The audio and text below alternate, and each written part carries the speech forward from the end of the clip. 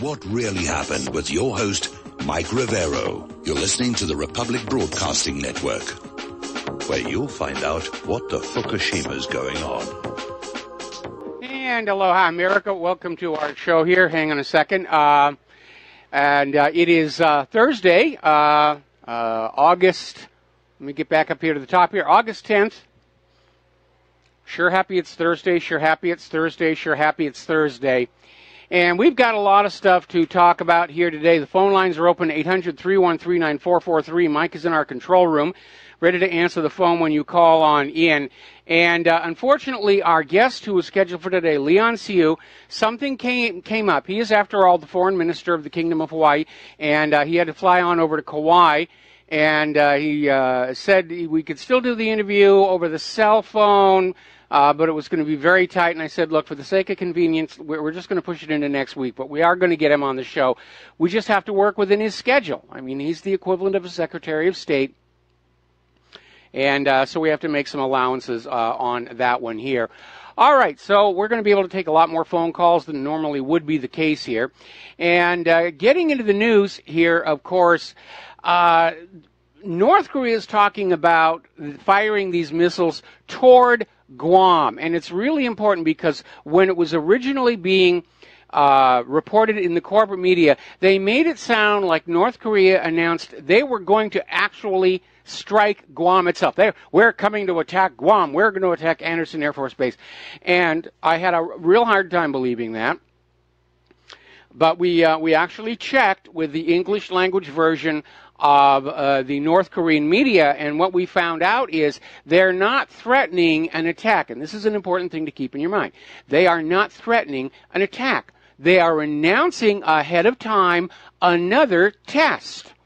And they're going to be firing some missiles into the ocean down around Guam. But they're going to be in international waters, and they're announcing the test ahead of time, which is what you're supposed to do with a test. So that makes a lot of sense. Unfortunately, we have everybody's out there saying, oh, this is an escalation, it's a provocation, they're going to attack Guam because that's where we have the bombers that we're going to attack them with. But it is important to understand the reason that North Korea announced ahead of time, it's not an attack, it's a test. Now, the fact that they're sending it down near Guam is, of course, a message to just not be flying their U.S. planes along their border anymore. They're getting sick and tired of all this saber rattling here. And, of course, from the U.S. side is, yes, we're ready to go here right now. And apparently the U.S. Pacific Air Force has announced to Trump and the world of, we're ready to fight tonight. We're ready to go. We're ready to bomb. And, yes, it is true. The U.S. can bomb North Korea right now. They could send in the missiles right now. But the reality is, for all the bellicosity coming on out from the Warhawks, and even CNN is admitting this, to actually mount a physical invasion of North Korea is going to require months of preparation. Because this North Korea thing kind of sprang up rather rapidly, and they haven't even begun to evacuate all of the thousands of U.S. civilians, get them out of the area.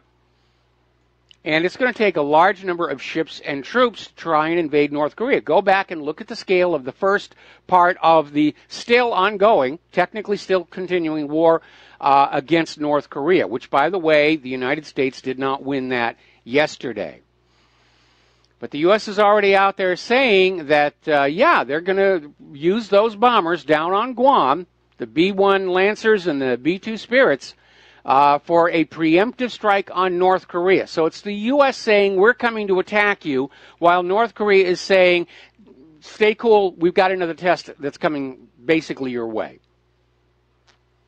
Now, South Korea has called an urgent security meeting after the North's newest threat, but again, it's not a threat, it's an announcement.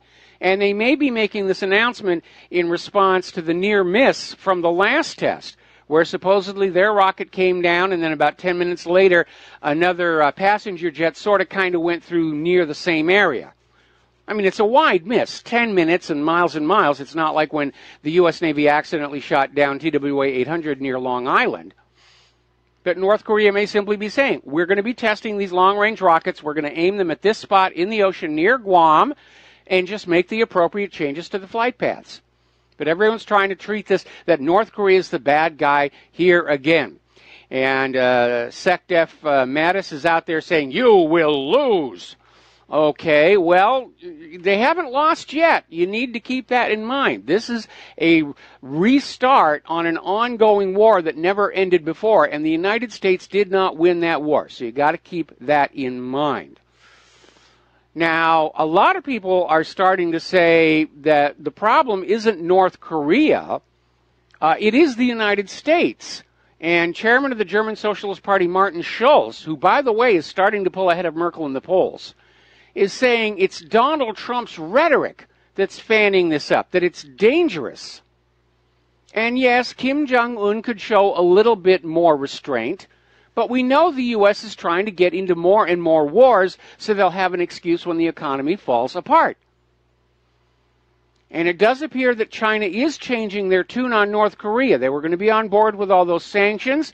Now they've gone around the other side. They've done a complete pivot, and China is now warning the United States to back off and go back to the negotiating table or risk a disaster. And it's not necessarily a direct military threat from China, but it is a recognition, and even the Pentagon is saying the same thing. A new ground war in North Korea is going to cost hundreds of thousands of American lives. Meanwhile, Americans, there's a revival of the bomb shelter business. Now, before the Cold War, in the middle of America, they called them storm cellars, tornado cellars. Now they're bomb shelters. And then after the Cold War ended, they were turned into wine cellars. And now they're being turned back into bomb shelters. And it's easy to do in some parts of the country. It's difficult here in Hawaii. There's a thin layer of topsoil that you can move around for roads and driveways and foundations, but under that is hardened lava. It is the consistency of poured concrete, and it makes digging anything of substance very expensive. But the business is on here. CNN is all of a sudden offering Hawaiians how to survive on a nuclear attack, and basically what they're saying is that the North Korean nukes are very small. That, yeah, if Hawaii gets hit by a North Korean nuke, not all that many people are going to die instantly. It's an acceptable amount of losses, but you do have to be prepared to deal with the radioactive aftermath. And I'm wondering why CNN is deciding it's going to be a concern here in Hawaii when all the rhetoric is focusing on Guam's here.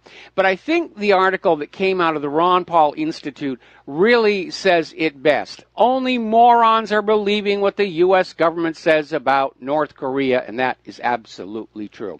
All right, we're going to take a phone call. Jerry and... first of all, we're going to do a shout-out to our on-air affiliates who are rejoining our network.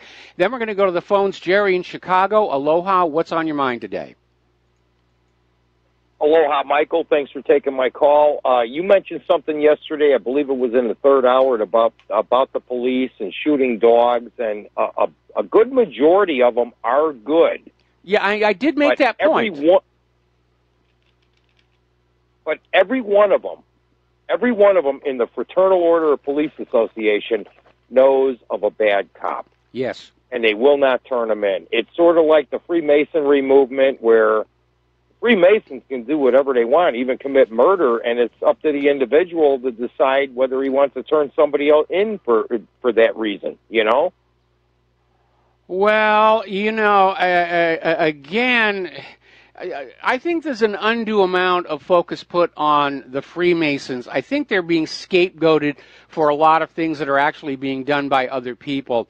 And the reason I say that is we used to have a neighbor who was the master of the local lodge. And we got to go down there for a lot of events. And at one point, he even invited me to become a Mason. And I had to decline because in order to become a Mason, you have to profess a belief in a divine architect of the universe. And as I am an atheist, I could not in good conscience do that. And I said, I would love to be a Mason, but I'm not going to dishonor you by lying to get on in. And so that was kind of the end of that. But frankly, I wasn't all that impressed.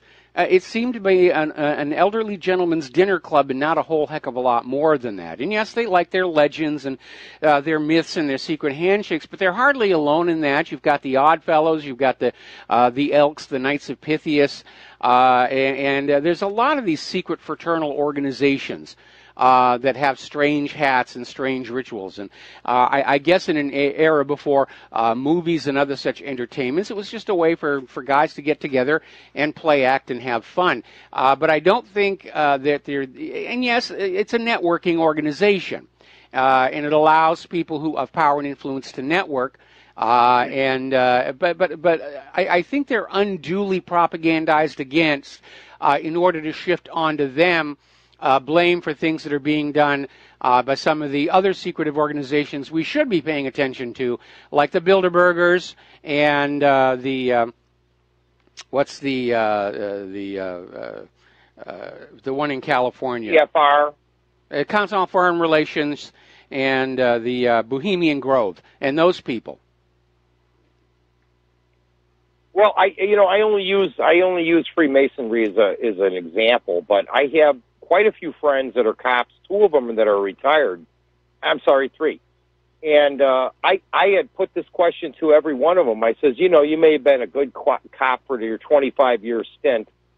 I says, but you did know of bad cops, but you never turned in those bad cops. Now, how do you feel about that? And they would you could see in their body posture, and cops are taught to read body posture. And, if you're a little bit pissed off about what they're talking about and everything else like that, they nail you on this stuff.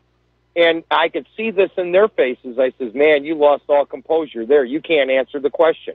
You got bad cops within your force and everything else like that, but you can't turn them in because you got that fraternal organization that you're all part of a membership of. You'll be castrated.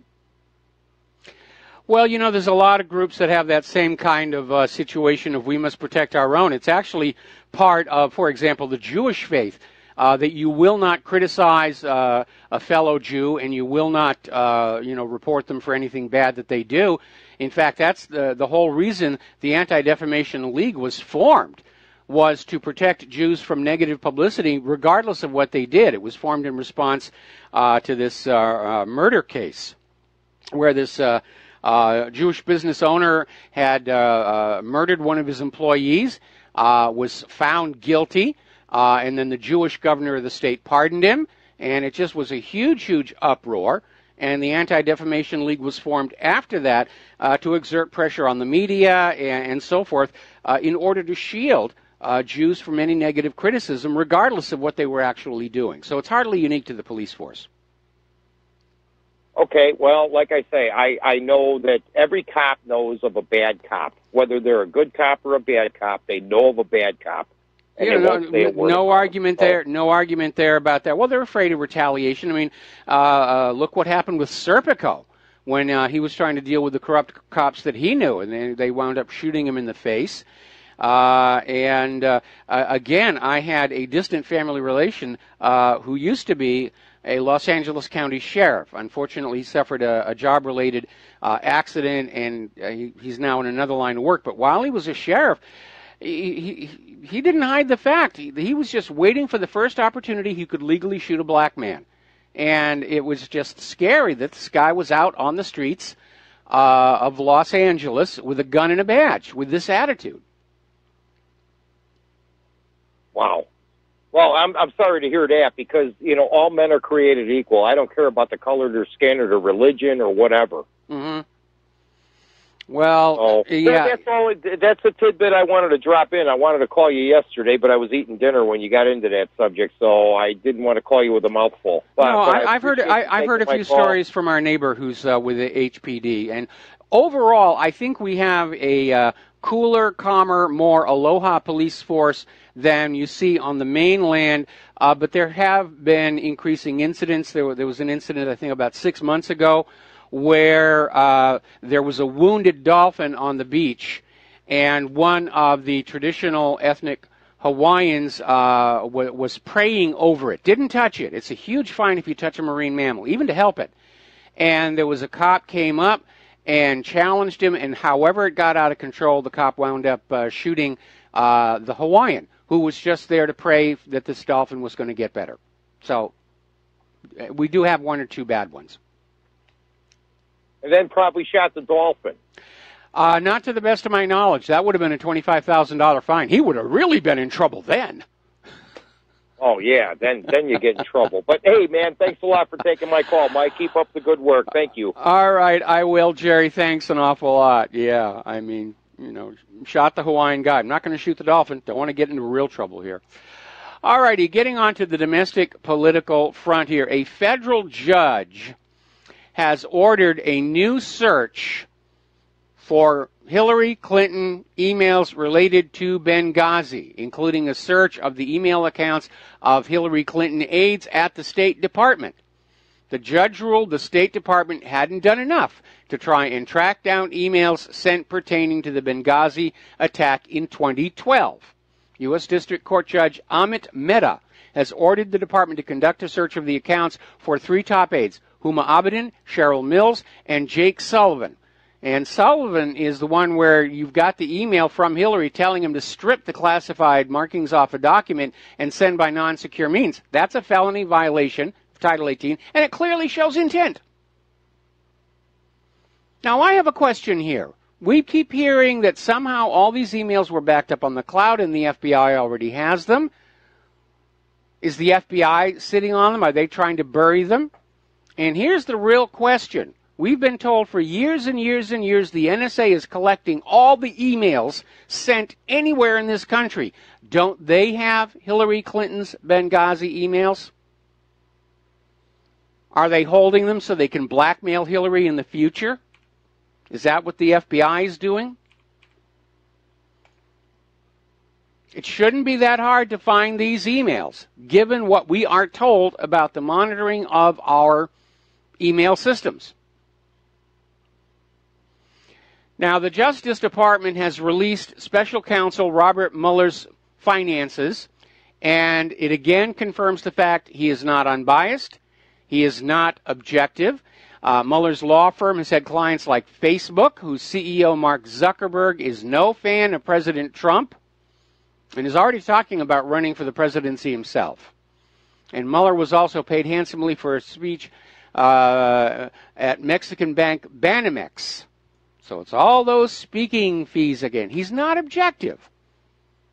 And I'm glad that the Assistant Attorney General for the United States is yanking him in and saying, you do not go outside Russian interference in the election without our express permission.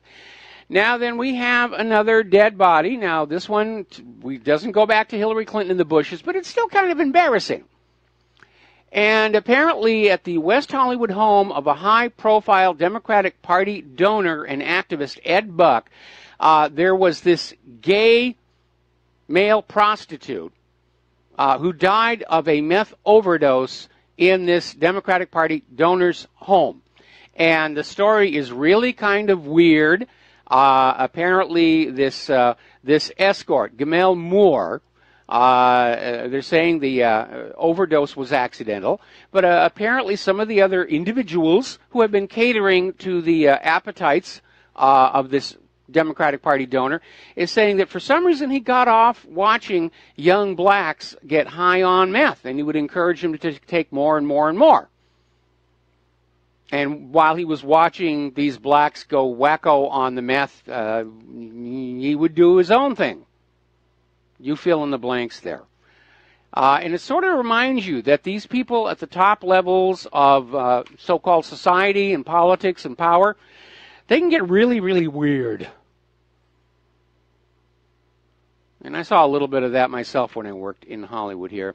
Yet another, well, no, we're going to take a break for commercials. And when we come on back, we got more news from the world of election fraud. We'll be right back. And aloha, America. Welcome back to the show here. And every time any organization anywhere in the United States starts to take a look at this issue of election fraud or irregularities, if you're trying to be politically correct, they're finding it. And apparently the Government Accountability Institute has gone on out And what they're looking at is this phenomenon of people who, since the last election, they've relocated to the state next door to get closer to work or something like that. And then when the election shows up, they vote in their new state of residence, and then they'll just drive back across the border into their old state where they are still registered, because nobody's checking to see if they left. Nobody's cleaning up their voter rolls, and then they'll vote again. And apparently, looking at the 2016 election, there were thousands of votes of people who were registered in 2 states and voted in 2 states, overwhelmingly for Hillary Clinton. They keep finding this everywhere they go. All right, we're going to take a phone call here. Steve in Massachusetts, aloha. Welcome to the show. What's on your mind? Hi, Mike. I want to talk about the fiat money. Yes. And now with the sanctions against Russia, it seems like it's going to drive Russia to get away from the dollar even more, right? It's already happening. It's already happening. Mm-hmm. And, you know, if you have trade wars with China, they're going to do the same thing. So it looks like very soon we might have an economic reset. I would say so. And by the way, have you seen the stock market today? Now, they're putting all the blame on Donald Trump's fire and fury comment. But past history has been that when we're getting ready for a war, for some reason the stock market will go up. But as of the last time I checked, I mean, the Dow is down something like 200, over 200. And what we may be seeing here is the beginning of the bubble bursting. Yeah. Now, do you think everything's planned? Now, the reason why not I'm saying very that, well, because if you look at the Economist magazine, which is half run by the Rothschild, back in 1988, they had a magazine saying get ready for a new currency, new world currency, and it had a phoenix rising from burning fiat money, and it had a phoenix with a medallion that said 2018. Signaling that it's going to be 2018. There's going to be a new fiat, new currency that's going to arise. And I'm just wondering, is everything just planned out? Well, they're not. It's not planned out very well. And I'm going to go back to the sanctions as a good example, because the U.S. is out there flinging sanctions all over the place, and it would be a good strategy if the world were still totally dependent on the U.S. dollar and had to go through the U.S. dollar for cross-trade and banking. But that world is gone. Already about half the world has turned away. And it would also work if other nations would join the United States in the sanctions. And that just stopped. The European Union has told the United States that they're absolutely not going along with these sanctions.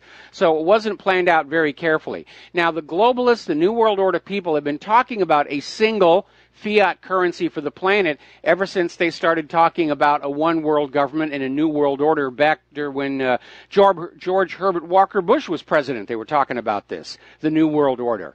And but again, it's just going to be another private central bank, and that currency, the globo, is going to be loaned into circulation at interest to make us all debt slaves until humans go extinct. That's their plan.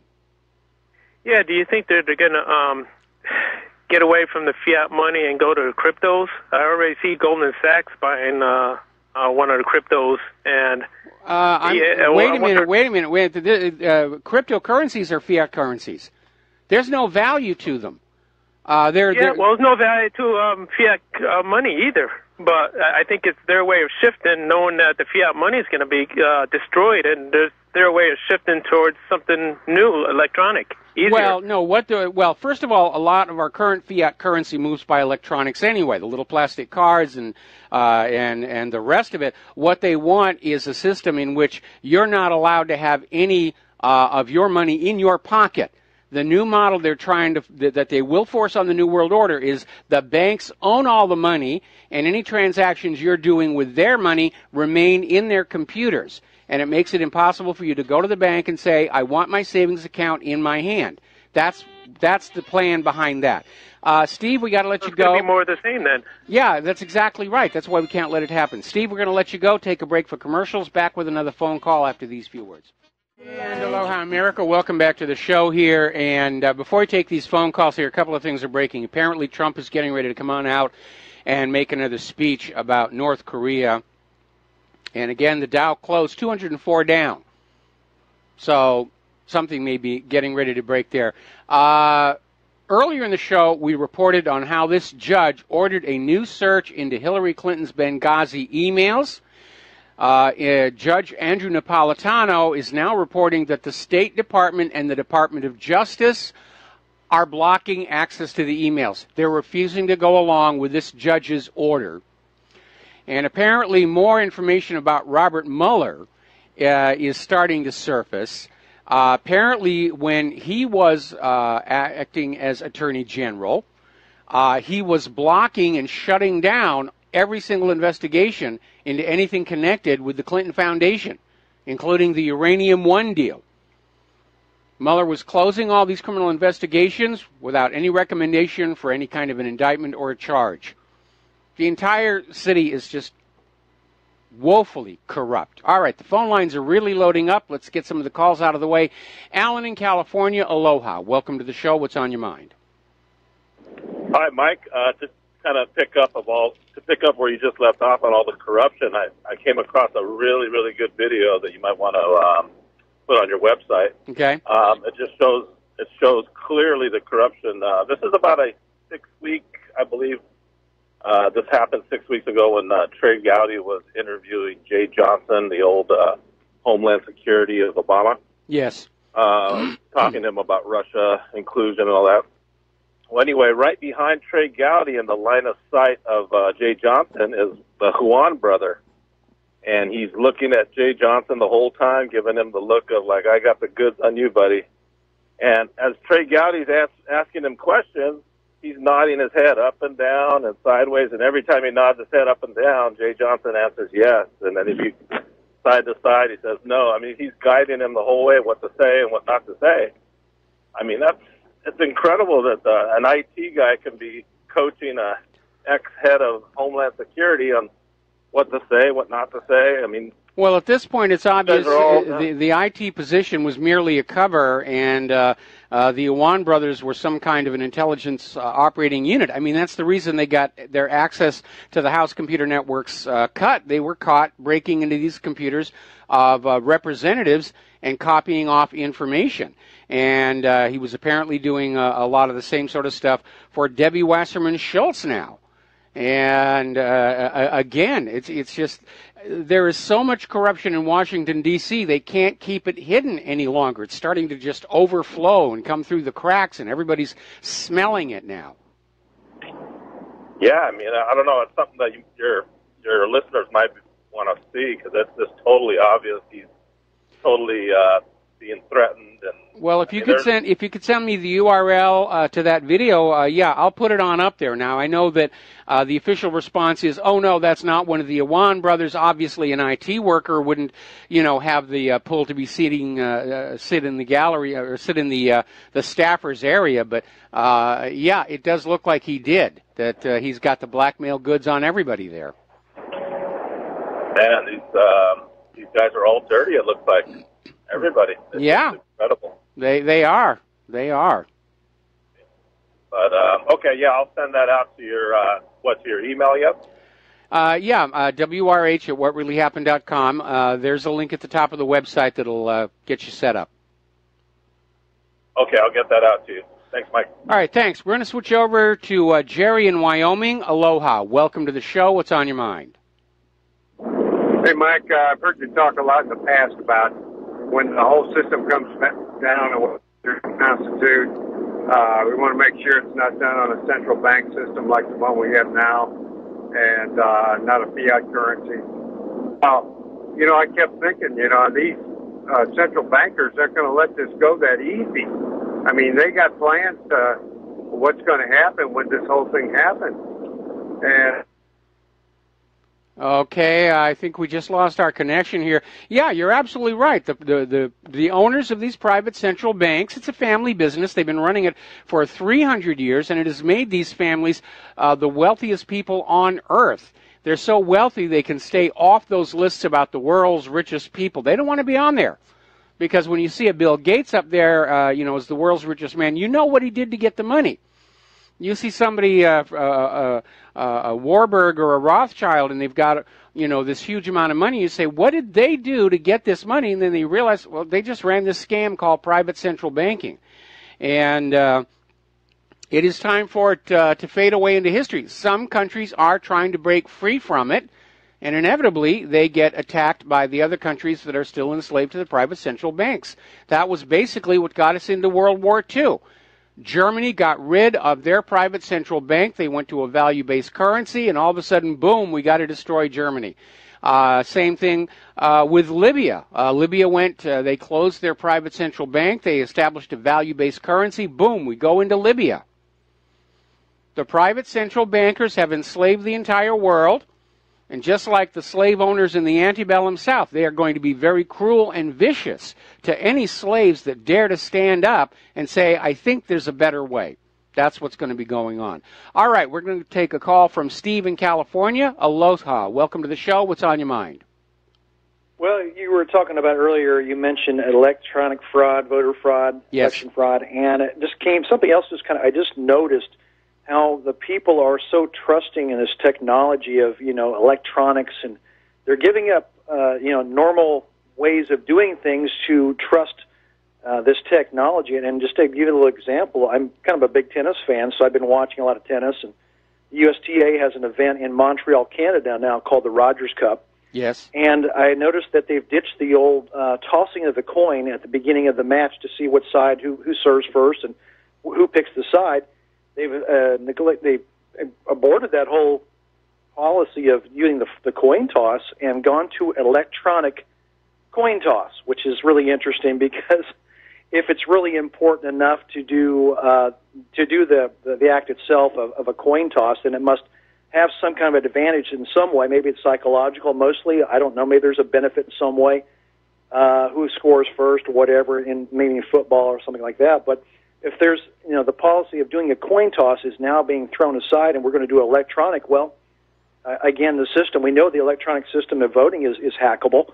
And if it can benefit somebody to win a coin toss in some way, then this system could be tapped into and changed. No I just question. think it's crazy how I agree with you. What's wrong with the coin toss? And granted, yes, there are ways to rig a coin toss.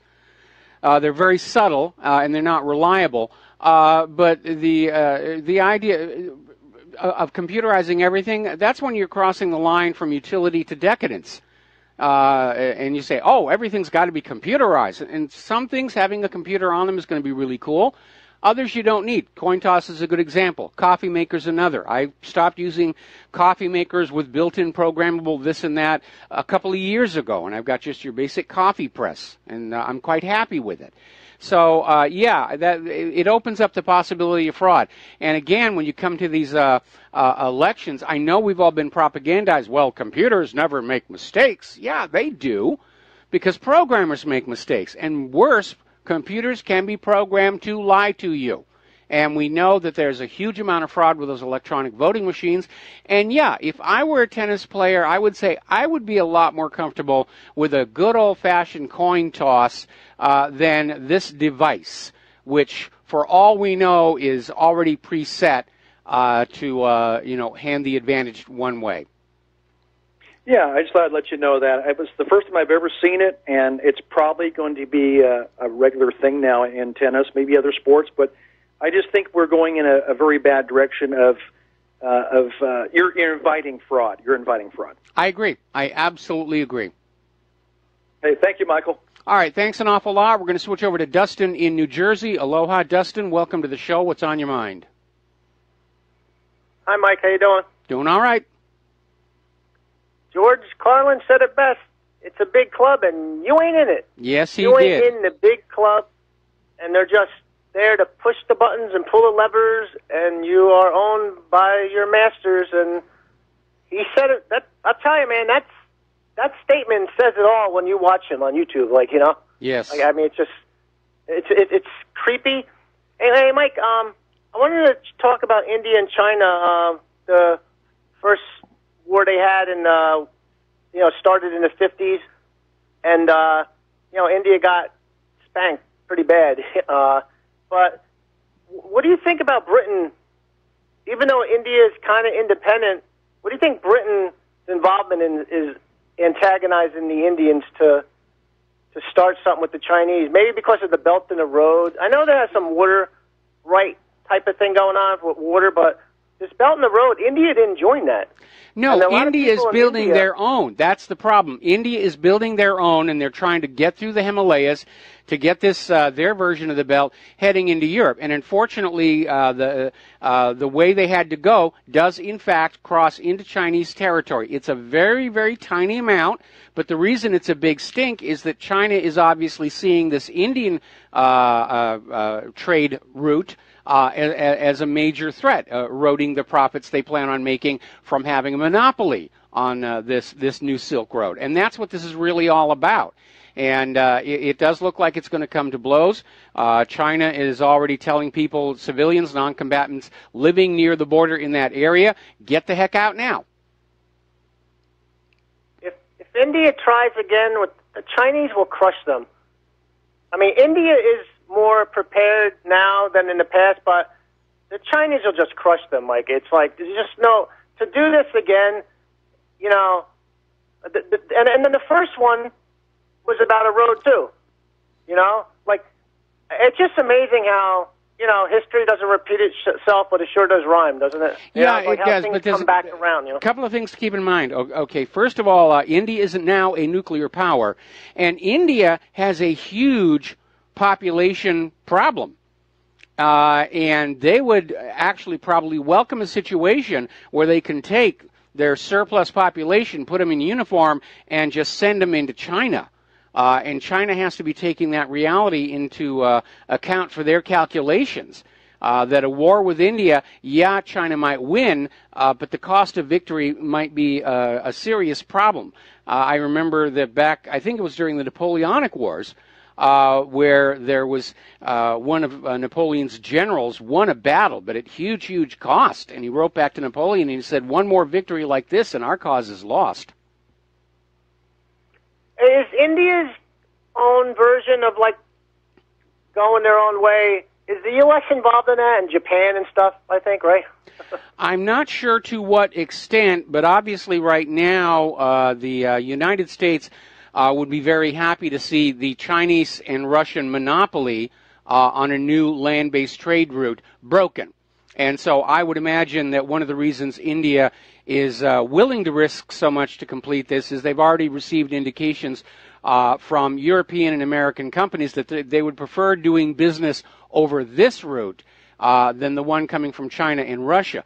The problem is, geographically, this route does not have the reach of China's belt in terms of getting to the Far East. But in terms of trade for Indian products, it certainly would have a tremendous advantage.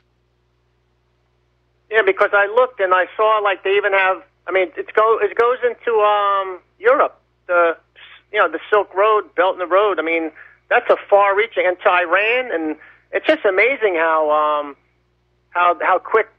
I think they said China uses more concrete in 3 years than we use in like 100, something like that. Oh yeah, I mean, crazy. China's done some amazing engineering, like the Three Gorges Dam, and they certainly have the cement to work with over there. But basically, they're following the original Silk Road. So it's not like they're having to map out new territory. They're basically going on in and paving the already existing trade route. And for anybody who's traveling along there, it's going to be a very interesting experience because there are all these archaeological ruins of the way stations from the original Silk Road, and they're all still there. Yeah, I watch a lot of the documentaries on YouTube. If I can get past those commercials for those night scope Dalek robots that they want to have as police officers. That's a creepy. It looks like it's a Dalek. You know, all they have to do is put like 50 calibers on them sticking out, you know. Well, all you have to do is put infrared emitting LEDs all over your outfit, and the Daleks won't be able to find where you are. All right, Dustin, we're going to let you go. Switch over to Kathleen in Paris. Aloha. Welcome to the show. What's on your mind? Over to Kathleen in Paris. Welcome to the show. What's on your mind? Michael, there you are. Yes. I have to be somewhere. Oh, Yeah, well, when I turn the speakers down, then I can't hear you, and I'm never sure just quite how to do that. I see you there. I'm going back to this currency subject, and I listened to a disturbing interview this morning. It's on a YouTube site called SGT. Mm-hmm. Not sure what that stands for. Have you heard of digitizing physical goods? I'm not sure the context. I mean, there are 3D scanners. They're sort of the front end for the 3D printers. If you want to make a copy of something, you can do a 3D scan of your face. Well, this had to do with currency. The name of the subtitle of the interview was Checkmate, the bankers' new SDR crypto blockchain will enslave humanity. Yes, I have seen that many places. In fact, we have linked it to whatreallyhappened.com. Yeah, this is talking about making all currency digital only. No coins, no paper, and again, it's just another way so that all of the wealth of the nation is in the possession of the banks for them to do with as they will. And any transactions you get paid for your work. It doesn't go into your pocket. It goes into the bank. You want to buy something at the market. Well, the bank will then transfer money from your account to the supermarket's account in exchange for the product. But the idea is there is no mechanism there by which you can have the wealth that you sort of technically own by virtue of your labor in your own pocket. And again, it's a form of control, and it's to guarantee that there won't be runs on the bank. Kathleen, I'm sorry. We got to take a break for commercials. We're going to let you go. We got a bunch of other callers waiting on the line, and we will be right back. Aloha, America. Welcome back to our show today, and we're going to go to the phones. Rick in Arizona, aloha. Welcome to the show. What's on your mind today? Yo, Mark. This North Korea charade looks more to me like Wall Street henpecking Trump to stopping North and South Korea from quietly and peacefully reuniting. If North Korea could launch a missile, they would launch and hit Japan. Because when Japan went in there before World War II, they slaughtered those people without mercy. Yes.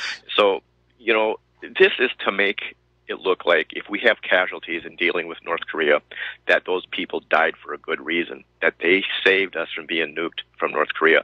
See, if North and South Korea reunite, that's bad for Wall Street, because then you have the military industrialization of the South with the military power of the North, and then they can nationalize their companies and kick out all the hedge fund managers. I think I'm on the right track here. Well, you're on a track, and certainly it's a factor. Like I said, wars are never started for just one reason. And in this case, the two Koreas were talking about reunification the way Germany had done about 5-6 years ago. And yes, the U.S. came on in and basically got in the way. And to prevent it from happening. But going into North Korea, again, it's more power projection, and there are rare earth minerals in North Korea, which the U.S. would like to gain access to break the Chinese monopoly. Certainly the CIA wants to get their hands on those opium poppies to go along with the ones they're getting out of Afghanistan. But you're absolutely right. A reunified Korea would be more resistant to outside influence by the United States. And again, look at what's going on in Germany today, where they're standing up to the United States and saying, we're not going to go along with your sanctions. We're getting ready to sanction you in retaliation. And the United States would like to keep all these countries broken up and at war with each other, because then they're easier to manage. Yeah, well, just to the American people, you don't have to worry about getting nuked from North Korea. I mean, we didn't even have the ability to build an intercontinental ballistic missile. We had to use the German genius from Peenemünde. Okay. Yes. So it's not practical. Well, so did the Russians. Crap. So did the Russians. I mean, absolutely. Yes. The Russians didn't do it. It was the German scientists that went both ways at the end of the war. Yes. That gave Russia and the United States the power to go into space and come back down in and hit a target. And this is not capable over in Asia. Well, that's all I got today. Thank you, Mike. All right, well, you're welcome, and you can hang up. Actually, the fact of the matter is that it being this far after World War II and the American and Russian space programs, many countries have developed space launch capability, usually for peaceful means. So rocketry, once you understand those basic principles, it's not all that hard. It usually comes down to a simple matter of engineering and metallurgy. You want, obviously, for any kind of a rocket, or for that matter, an aircraft, you want it as strong as possible with as light a weight as possible. And most of the goofs that you see happening come from making it a little too light, shaving off a little too much, and not understanding the forces that are on that fuselage. All right, we're going to take a break for station identification, and we got more calls waiting on the other side. I got to get a new mixer in here. Welcome back to the show here, hour number 2, and phone lines are open, 800-313-9443. Let's take some phone calls here. George in Texas, aloha. Welcome to the show. What's on your mind? Well, how you doing, Mike? The thing is, I'm hearing Google and Amazon and all these big conglomerates becoming monopolies, and it seems like the Department of Justice is out to lunch on antitrust. And I really think for these antitrust and these monopolies, with unfair trade practices, censoring free speech and all that, I think we need to go to our state attorney generals and get them to start antitrust lawsuits, or find an good antitrust lawyer to bring a class action suit. Well, it's a good idea. There's a couple of problems with it. First of all, these corporations have got so much money where they can keep the lawsuits tied up in court until we're all dead. More important, everyone remembers back to when they broke up the telephone company and what an absolute headache it was. So I think there needs to be a third course of action. That's when you're dealing with a national infrastructure of any kind, having a single entity does make sense, but there should be laws to basically avoid those unfair practices. Well, I think like you talked about, like with a corporation, when it's chartered, that it has a birth date and it has an obituary date. So don't get too big. Well, yeah. The other way to go is that for national infrastructure like the telephone company or the internet, everything, maybe it should be nationalized and taken away from the corporations. Now, I'm not saying that government management of these infrastructures is going to be all that smooth, given how well the government runs what it already runs right now. But at least you have the advantage that, at least in theory, it's being run as a public service and is no longer a privatized for-profit empire. And if we were to see that happen, the first thing I'd want to see it happen to is our medical industrial complex. I mean, prior to Richard Nixon signing the Health Maintenance Organization Act, hospitals and doctors and services, it was a service. And they treated you, and you paid the actual costs of the treatment, and there was a limit on the profit they could make on that.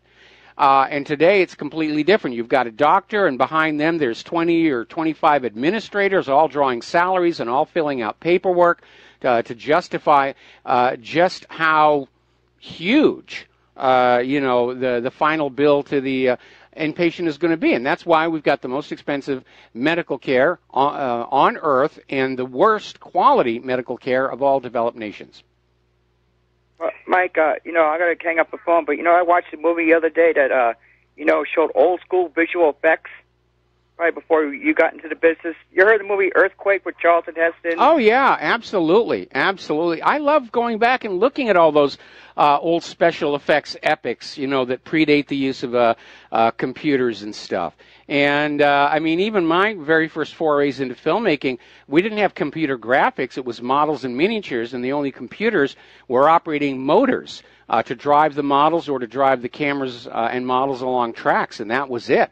And we'd go home at night with paint all over our clothes and hot glue blobs in our hair, smelling of photographic fixer, and we felt like we were really artists. And I love what computer animation is able to do, but it sort of sometimes feels like a Dilbert comic strip when you look at the workspace. Yeah.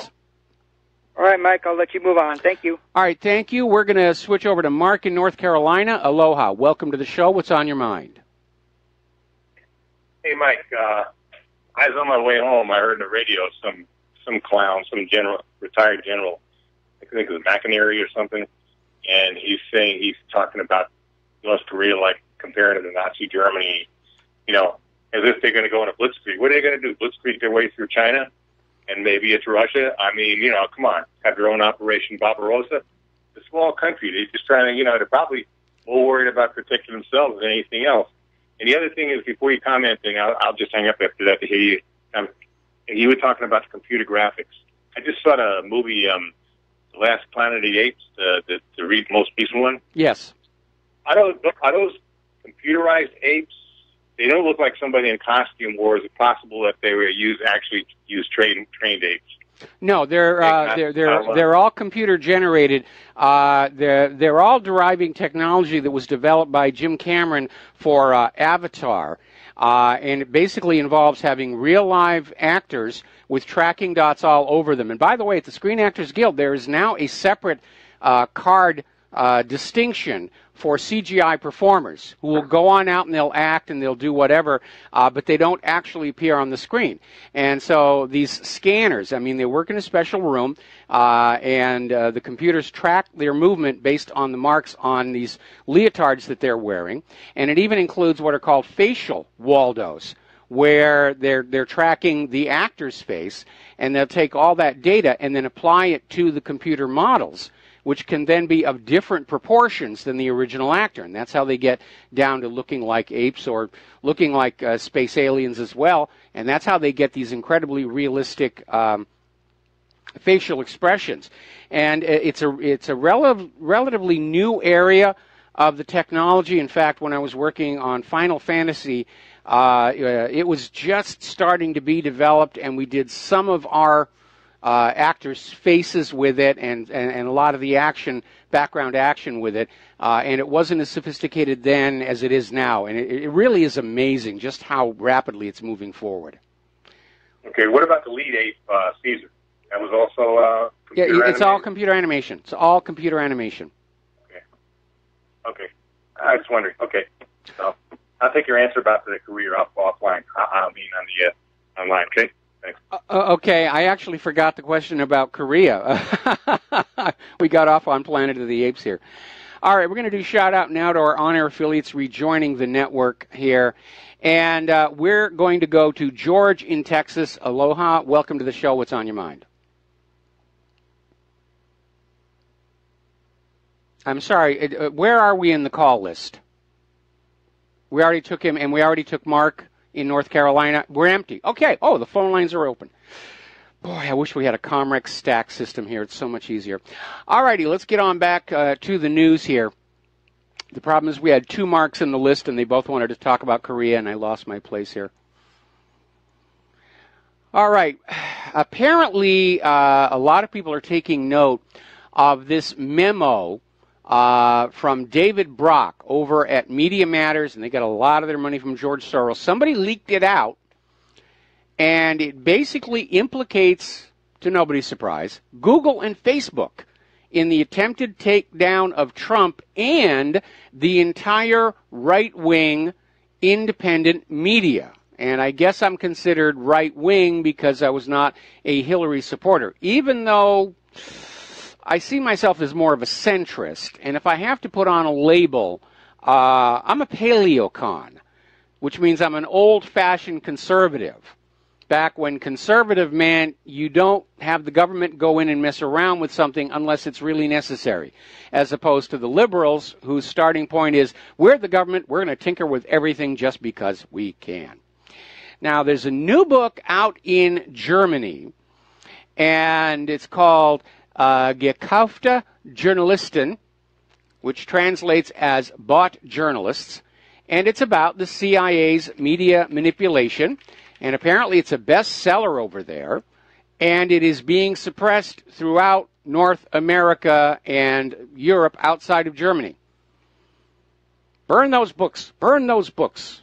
The people can't know that the CIA is telling the corporate media what to tell you, like we didn't already know. All the way back to Operation Mockingbird. But they're still out there living in that dream world of the 1950s. Oh, yes, we've got the American people totally snookered. They believe the corporate media is objective and fair and balanced and will tell them when the government is doing bad things. It's amazing. Now, apparently one of the Clinton super PACs, or the Clinton super PAC, is now admitting, yes, they spend huge amounts of the money donated to them to pay internet trolls.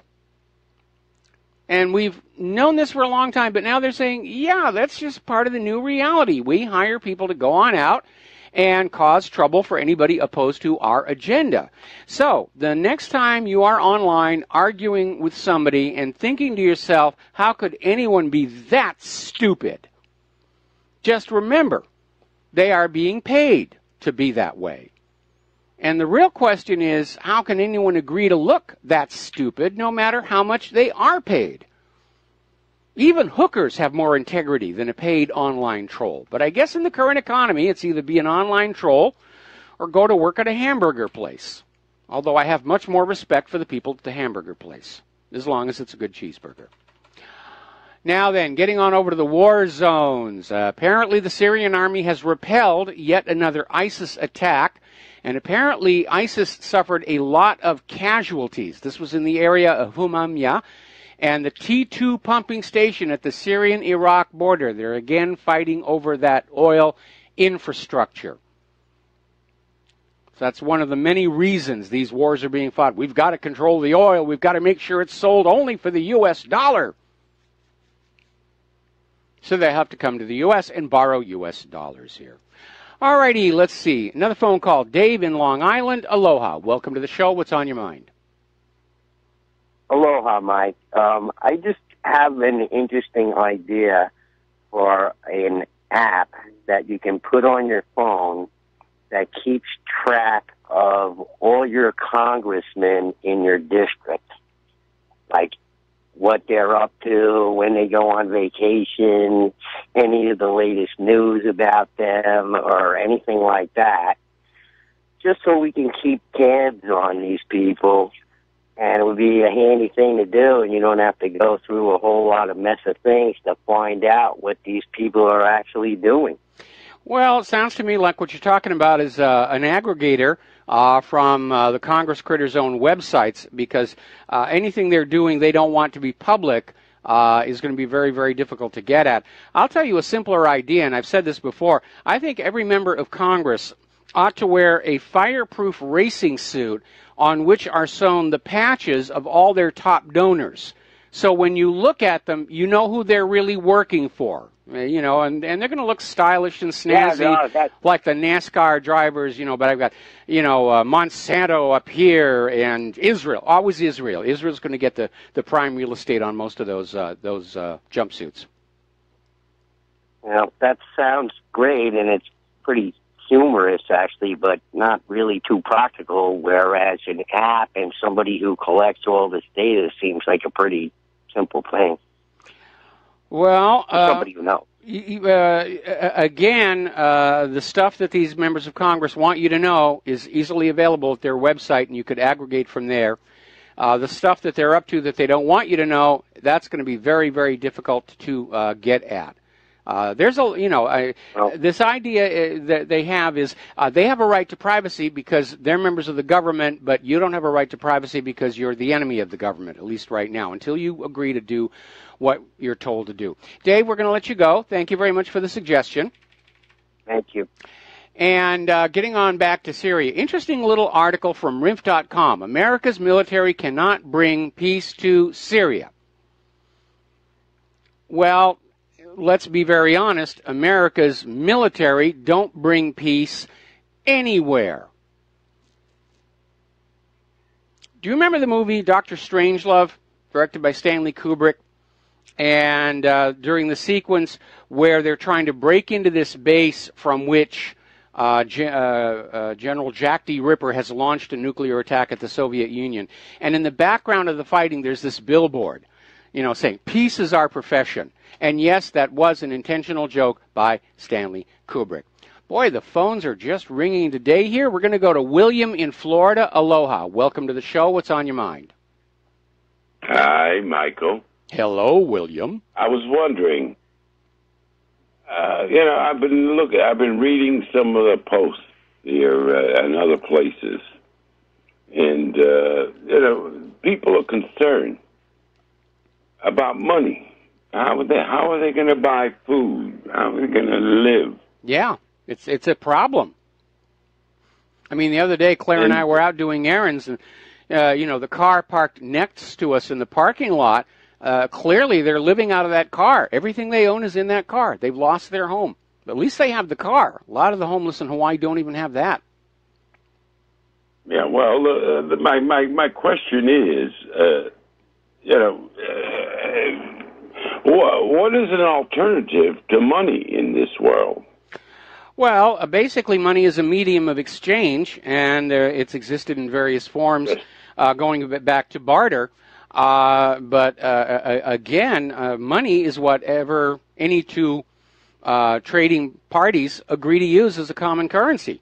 White seashells, pennies, whatever's going to go on here. The problem is that this country was set up with an honest monetary system that served the nation and its people, but 3 times it's been hijacked by the bankers who want to privatize the monetary supply in order to generate profits for them. And every nation that has one of these private central banks that loans the currency into circulation, we wind up with a class with tremendous wealth inequality. And it's the very system we fought the revolution to break free of, only to be sold back into its slavery by a corrupt Congress and a corrupt president 100 years ago.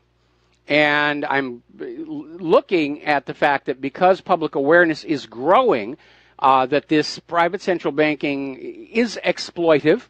It is looting and plundering the wealth of the people, that the work product of the people always winds up in the pockets of the bankers because it's designed that way. And I think that when the big crash is on us, that most Americans are going to be amenable to the idea of standing up and saying, no more private central banking. Let's go back to a system of a value-based currency where we don't have the bankers just constantly shaving off a percentage of the nation's wealth month after month after month after month after month after month until nothing is left. Well,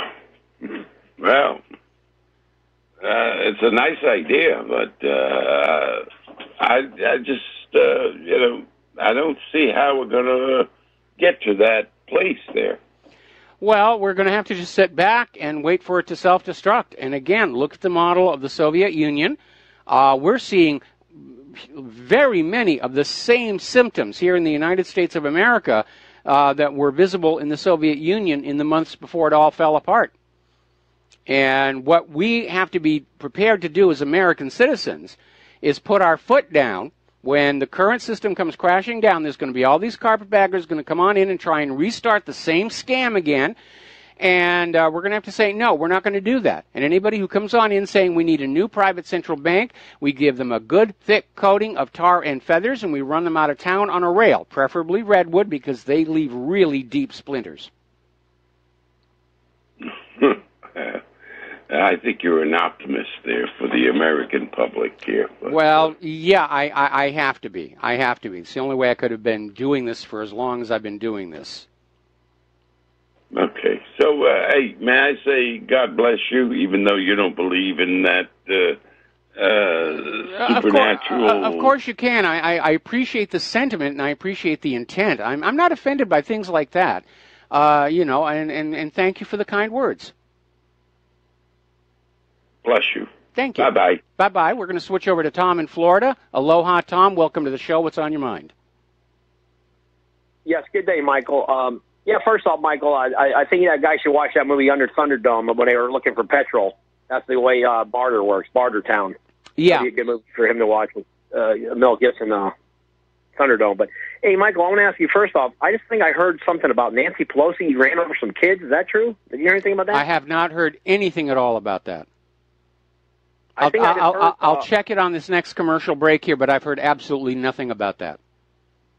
Yes, I think I heard some of the story just now. I was on the radio. I heard something about Nancy Pelosi running some kids over. I think it was Pelosi. I'm not sure. That's why I'm going to check it out myself. But, yeah, the reason I did call you, Michael, is this is very important. Listen, they have a Spanish radio okay, down here. Tom, going to take a commercial break. Do not hang up. I'm going to come back to you after these words from our sponsors. And aloha, America. Welcome back to the show. And before we go back to Tom in Florida, I did check. And, there's a hoax fake news story about Nancy Pelosi having an accident and testing positive for cocaine. But it is a hoax. One of the tactics the corporate media is using to try and call the independent media the fake news is they're setting up their own websites that do nothing but put out nonsense stories. They're not humorous. They're not satirical. They're putting them out there trying to make them as very convincing as possible so the corporate media can say, oh, look at this ridiculous story. It's all over the independent media. No, it's only on these sites that we know are pumping this tripe out, and it certainly was not on whatreallyhappened.com. It's a propaganda technique called poisoning the well, and that's apparently where this story originated, and it is false.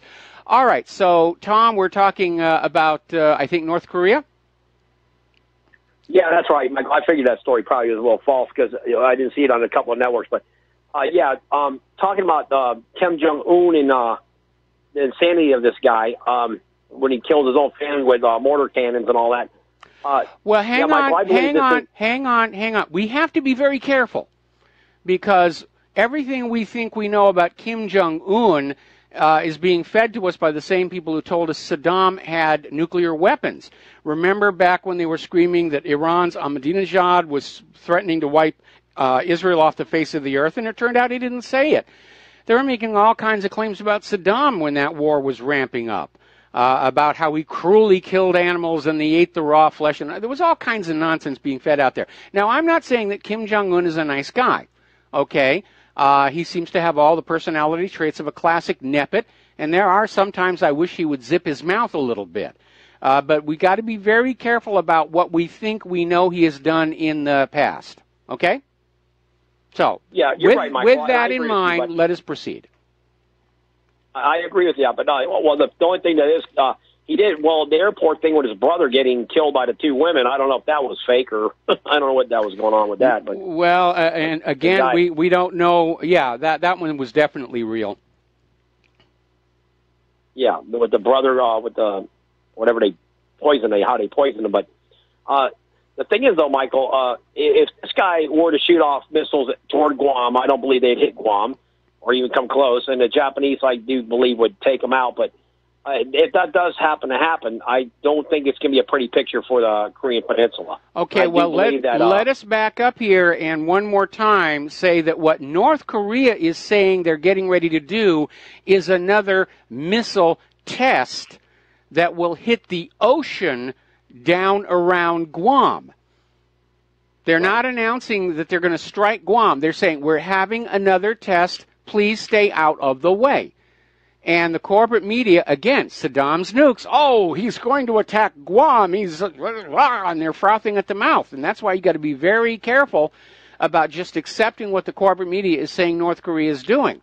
Because, I mean, again, go back and think about it. Would it make sense for Kim Jong-un, if he was really going to attack Guam, why advertise it ahead of time? It just gives the military more an opportunity to bring in more defensive assets, or to just go on ahead and do a preemptive attack on North Korea. It didn't make any sense for North Korea to say, we're coming to attack Guam, and as it turns out, that's not what North Korea said. It's what the corporate media says North Korea said, but what North Korea was actually... I'm sorry? No, it's fake news. I agree with that. Yeah, okay. I agree with you there. Okay. But, Michael, one more thing. this is not fake news. Or maybe it is. I don't know. But I remember like 7 years ago, I read in the paper, and I believe it was the USA Today. I'm not positive if that was years ago, but I did remember reading where 2 or 3 high official generals for the Chinese military said, if we were to go into a nuclear war and they knocked out half our population of China, they would actually be doing us a favor. I don't know if that was more fake news back then, but I remember reading that story where the Chinese are actually saying, bring it on, because you knocking out half our population, you're going to be doing us a big favor because we're overpopulated in China. I've heard that comment before, and leaders of nations that have a lot of, and even George Bush was talking about, getting rid of the useless eaters. And that's the way they think. They view us as a herd of animals, and there are the ones who are useful, and the ones who are not, we got to get rid of. Tom, got to let you go. Got to take another break for commercials. We'll be back with another phone call after these few words. And aloha, America. Welcome back to our show here, and we're going to take a phone call from Tony in Puerto Rico. Aloha. Welcome to the show. What's on your mind? Yeah, hello, Mike. Yeah, Mike, I want to make a quick comment, and I don't want to cast aspersions on any religion. But we know that today you could tell a person is Jewish by their last name, right? Stern or Sternberg, etc. Now, during the Spanish Inquisition, how did they know who was Jewish or not? I don't really know. And first of all, I'm going to back up and say that you don't really know if a person is Jewish by their last name, because there are so many converts. When you're dealing with the names, you're dealing with certain ethnic groups. And they may have gone on to other religions. I have a very good friend on this island who's got a very Jewish-sounding last name, but their religion is Protestantism. So I get really nervous about just saying, oh, yeah, you can tell who's Jewish by their last name. I mean, I didn't find out Rivero was Sephardic until I was quite late in life. I had no idea where the name came. I thought it was, again, from my family history, that it came from Portugal. And I didn't realize that the story actually went back further than that. And I don't mean to cut you off on that, but, you got to be really, really careful. So how did the Spanish Inquisition tell if somebody was Jewish? And by the way, I'm no friend of the Spanish Inquisition. They were very unpleasant to my ancestors. Okay. So how did the Spanish Inquisition decide who was or was not Jewish? You asking me? Yeah. Okay. I felt the same way by their last names. Well, I think back then it may have been a little bit more accurate, but again, in this day and age, during the era of immigration into the United States, a lot of people, knowing how hostile Europe had been to Jews, would change their name. And I don't think you can really tell by that. Anyway, thank you for the phone call and that little bit of history. Okay, Mike, thank you. We're going to let you go here. The phone lines are open, 800-313-9443. Yeah, I get really nervous when somebody comes out and says, oh, you can tell who's Jewish by their name. No, not always. I don't think those Ethiopian Jews have names that you could say, oh, obviously, Ethiopian Jew. All right, let's see. Over in Syria, we're still in Syria again. And apparently one of the international war crimes prosecutors, Carla Del Ponte, has resigned from her position on the United Nations Investigative Panel into Human Rights Abuses in Syria. And apparently the story is she has quit out of sheer frustration because every time they think they have a case against Bashar al-Assad for some kind of a human rights violation, it always tracks back to the U.S.-backed rebels. And then they have to quit and start all over again looking for something else. And I guess this lady just had enough and said, it's just not there. And it's all Russia's fault. So she's out of there right now. Here's an interesting little story, and it's another reminder of why wars are so expensive, which, if you're inside the war, you love that kind of thing. There was a British company hired by the U.S. military to train Afghan intelligence officers. And apparently this British company just took $50 million of the money given to them by the United States and spent it on supercars. I guess they're fans of Top Gear. and hiring the boss's wives at six-figure salaries.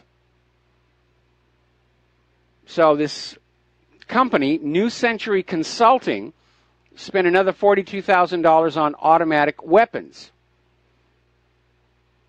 They bought a couple of Porsches, an Aston Martin, and again, the significant others of the firm's top executives were getting six-figure salaries. There is no indication they ever did any actual work. Now, over in Lebanon, their army is targeting Daesh, ISIS, on the outskirts of Ras Baalbek and Al-Qa, ahead of an anticipated offensive. So the reality is the U.S. forces inside Syria are losing. The covert ones, not the overt ones, but the covert ones. And apparently, as we reported yesterday, the Pentagon is admitting a lot of these rebels that they spent your money to arm and train have now gone over to the Syrian government side. Up in the Black Sea, a fourth Russian submarine has now arrived in Crimea to join the Black Sea Fleet. One of the reasons the United States was so angry over the Crimean referendum was the idea that they were going to get rid of Ukraine's elected pro-Russian government. They were going to put in President Chocolate, and President Chocolate was going to tell the Russians, you're not allowed to use Crimea anymore. And that didn't quite work out because Crimea voted to secede from Ukraine, voted to merge with the Russian republics, and Russia still has a legal, legitimate reason to have a fleet in that Black Sea.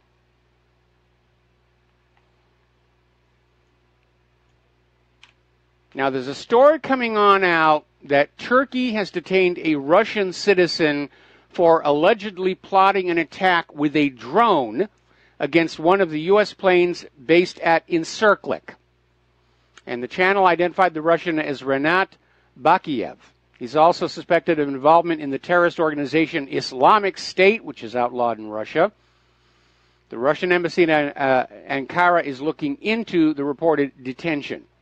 So a lot of stuff going on over there. And I wonder if this individual had succeeded in damaging a U.S. plane at Incirlik, who they would have blamed for it. ISIS? Turkey? Remember, Turkey is starting to show signs of pulling out of U.S. control and pivoting to Russia. So a lot of people are out there saying, that, especially with the situation in North Korea, be ready for a false flag.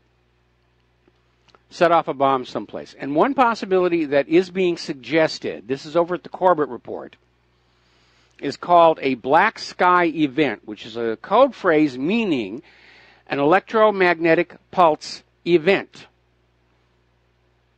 where somebody could launch a nuclear weapon out of the Earth's atmosphere above the magnetosphere and detonate it, which would create this magnetic pulse, which would knock out power systems and electronics for a very large area underneath it. Now, ironically enough, here in Hawaii is where they first discovered EMP effects, because this was back in the heyday of the nuclear testing in the South Pacific. And as one of the tests, they wanted to launch a nuclear weapon out of the atmosphere and detonate it just to see what would happen. And they did, in fact, find out that it would create this electromagnetic pulse because the power stations and radios and everything here in Hawaii all got knocked out. That's when they discovered this electromagnetic pulse. So they could launch a nuke over Guam, over Hawaii, someplace that wouldn't suffer too badly, set it off and say, oh, North Korea just did an EMP attack on us, the war is on.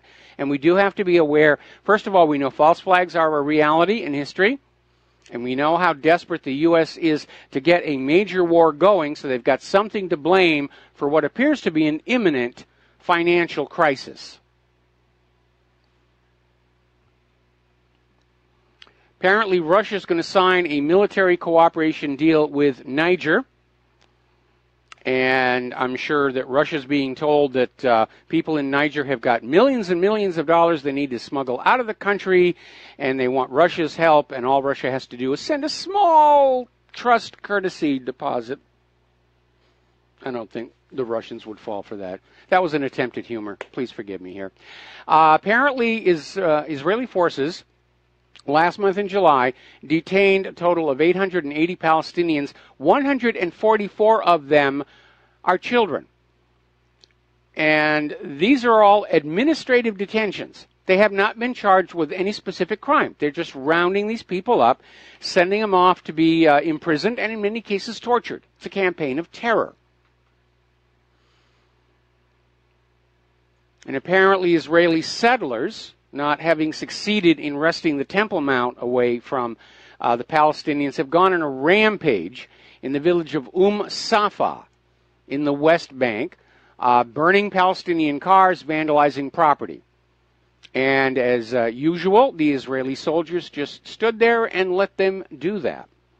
A little bit of a warning over here from the Duran that there are some indications that Israel may try and invade Egypt again. Wouldn't be the first time. Israel wants that Sinai. They want Egypt up to that Nile River, part of Eretz Israel. Apparently the U.S. is beginning these illegal deliveries of lethal offensive weapons to Ukraine. This is from Veterans Today.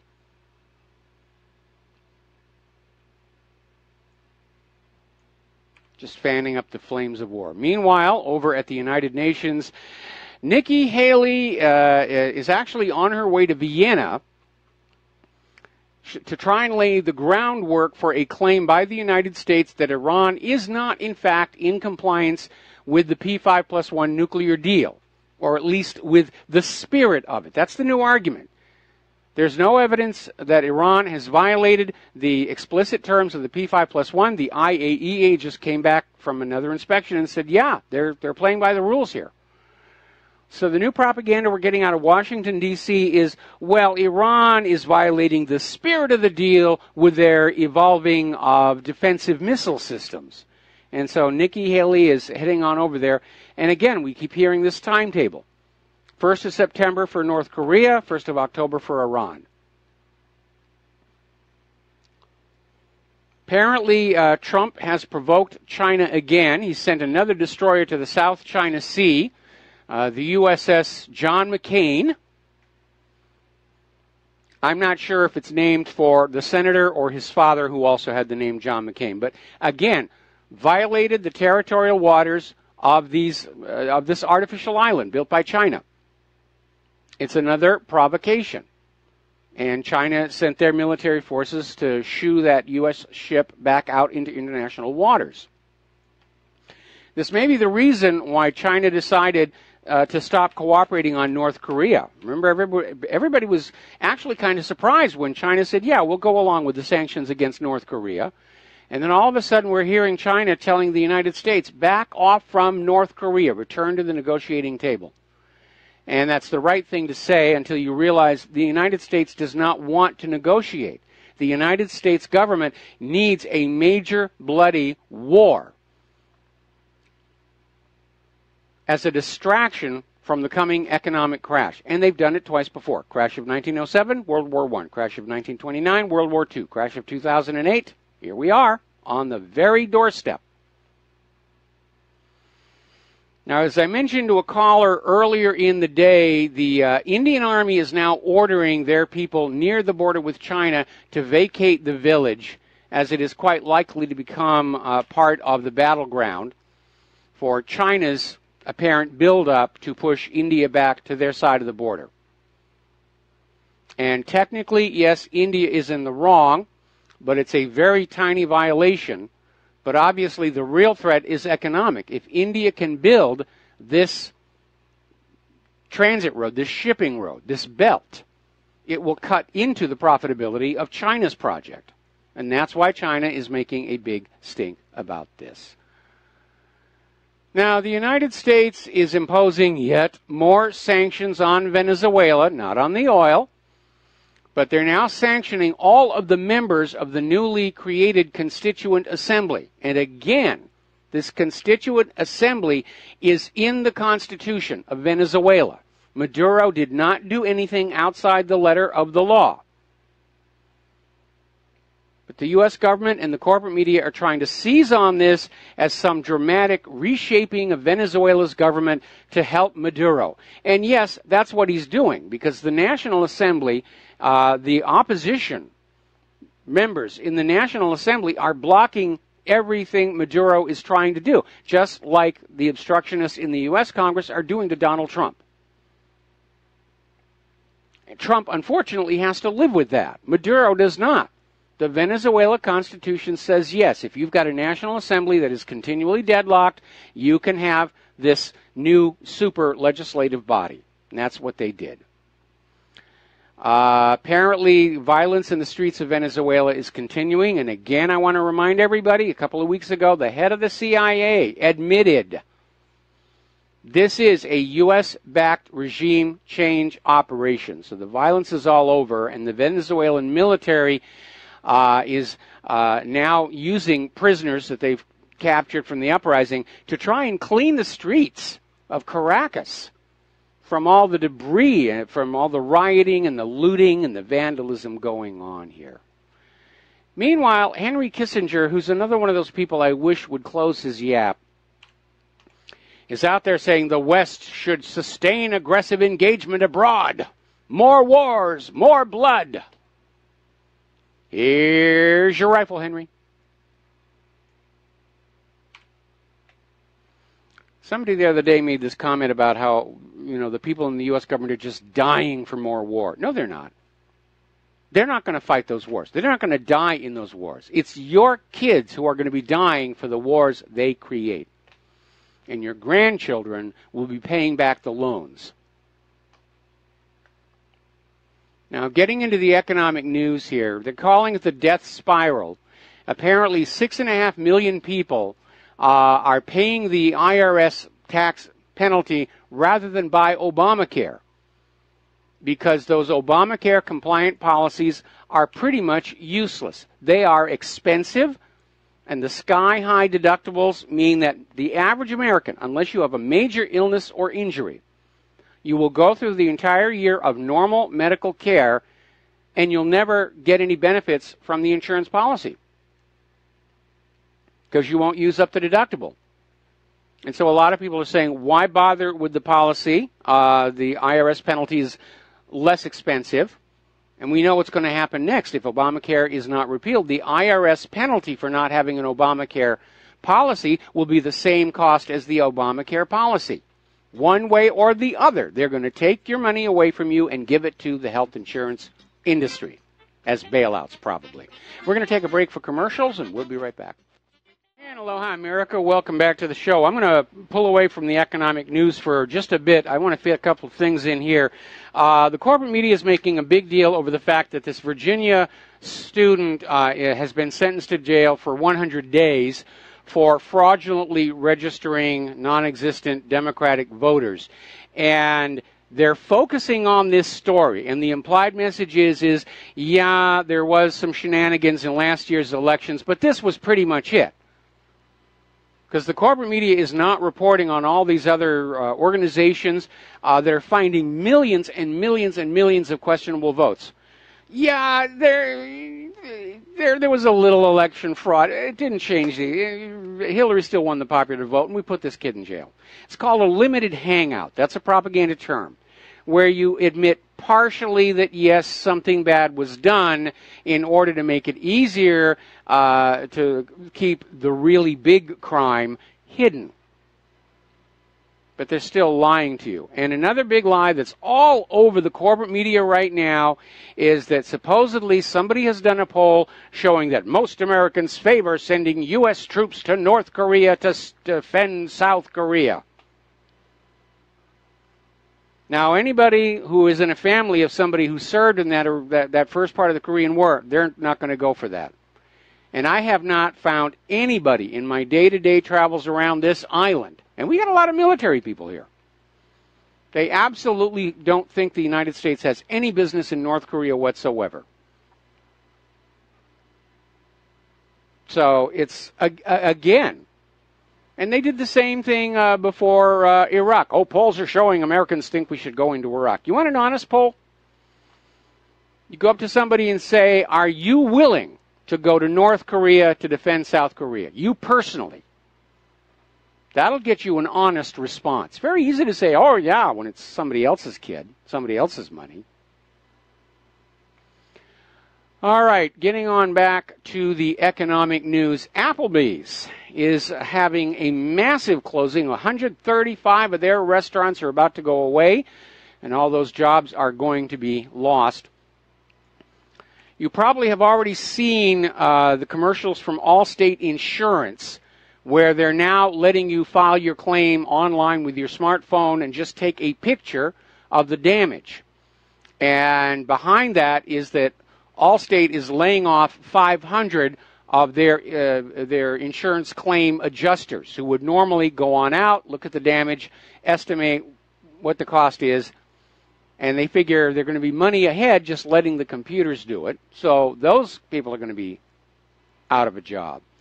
The United States Postal Service is looking at a $2.1 billion loss. It's an increase of more than $500 million over the same time period last year. So get ready for a hike in the postal rates. Now, we've talked before. Oh, there's the music. Got to take a break. We'll be right back. And aloha, America. Welcome back to our show, hour number 3. And the phone lines are open, 800-313-9443. And everybody's making a big deal over this giant inflated balloon on the White House lawn that is a angry chicken with a Donald Trump-style haircut. And apparently the artist who made it spent about $5,000 on the materials. And they're trying to send a message. He's really a chicken. Obviously, the war hawks are behind this. All right, we're going to get back to the economic news. We have been talking about these high-frequency trading algorithms used by the main Wall Street firms. Now, the first time that they were tried was back in the 1980s, and it drove the market into instant instability and resulted in a major slide on the market. So they were banned at that point. But more recently, the government has been saying, yeah, we need to let the big Wall Street firms have these things because they're responsible. They won't do anything bad with them. And the idea is that normal people like you and I, when we're working with the stock market, not that I personally have any stocks, the data that we get on the stock prices is delayed. Anywhere between, I don't know if there's an official limit, but generally it's lagging several minutes behind. And that's designed to prevent people from trying to ride the market and get ahead of the trade. These large Wall Street firms are now allowed to hook their computers directly into the computers of the stock exchange. There's no delay for them. And they can place their buy and sell orders at extreme rapidity. One of the ways this has been abused is to churn the accounts of their clients. And by churning, meaning doing a lot of trading back and forth and then charging the client the brokerage fees as a result. Something you need to be aware of. Well, apparently J.P. Morgan has a brand new and improved high-frequency trading algorithm, and they are getting ready to put that into action. And as a result, a lot of their human analysts are going to be let go. The motivation is, of course, profitability. And they're already signaling they're going to get this thing going, and they're not going to need those pesky human stock analysts. Australia's Commonwealth Bank has announced bumper profits, but at the same time, it's also embroiled in a legal tussle over how much it tells shareholders about its exposure to climate change, which is really kind of getting out there. Ultimately, we're all exposed to climate change. But I guess the shareholders are concerned that Commonwealth Bank is not taking climate change into account with enough priority in deciding where and where not to invest their money. Over in Great Britain, there's a new study, according to, well, in the years since the Conservative Party took over, the Tories, the UK homeless population is continuing to grow. And according to this article that came out of the Mirror, they're finding out there are twice as many people sleeping rough in Tory Britain as previously thought. And this is a study coming out of the Heriot Watt University at Edinburgh. And they're saying the reason the numbers weren't really understood fully before is that, yes, there are a lot of people sleeping rough, which is the British term for homeless. They're sleeping on the streets and in their cars and so forth. But apparently there are people who have lost their homes, but they have a large network of relatives and friends, and they simply sort of rotate from house to house to house. They'll spend a few days there, move on, spend a few days there. So they have a roof over their head, but they're technically homeless. And they have been missed in all the earlier studies about how many people have lost their homes in Great Britain. And there's already a new slang for it, sofa surfing, where you're basically sleeping on your friends' couches. And apparently they counted at least 68,000 people who are getting by doing that, by sofa surfing. Now, here is my point of view on that. And like I said the other day, we have a lot of homeless on this island. 8,000 is the new number. And yesterday we saw somebody who's clearly living out of their car.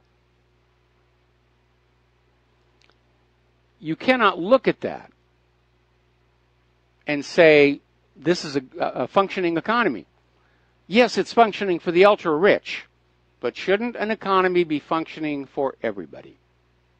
That's something for all of you to think about. All right, we're going to take a phone call. Roger in Ohio, aloha. Welcome to the show. What's on your mind? Yes, I live in Ohio, northern Ohio, and our economy has picked up just a little bit because it's been so down for so long. So we're finally seeing some construction going on. But the latest big thing that they're talking about now is opioids, the drug problem with the heroin and all that. Yes. And they want to spend a lot of money on that. And we're going to have three DEA agents that work in our county now. So, I mean, they're gearing up with this legalized marijuana, but boy, they're going to have to spend the money someplace else. Well, when you talk about the opioid crisis, it's not just the illegal street heroin. There is a problem where apparently there's so much opium coming over from Afghanistan, it's being pumped through the pharmaceutical corporations into legal prescribable opiates, and doctors are being encouraged to prescribe it. And as a result, we're seeing, high rates of addiction among patients who were told to take these pills by their doctors, and we're even seeing overdose deaths. So that is a major problem.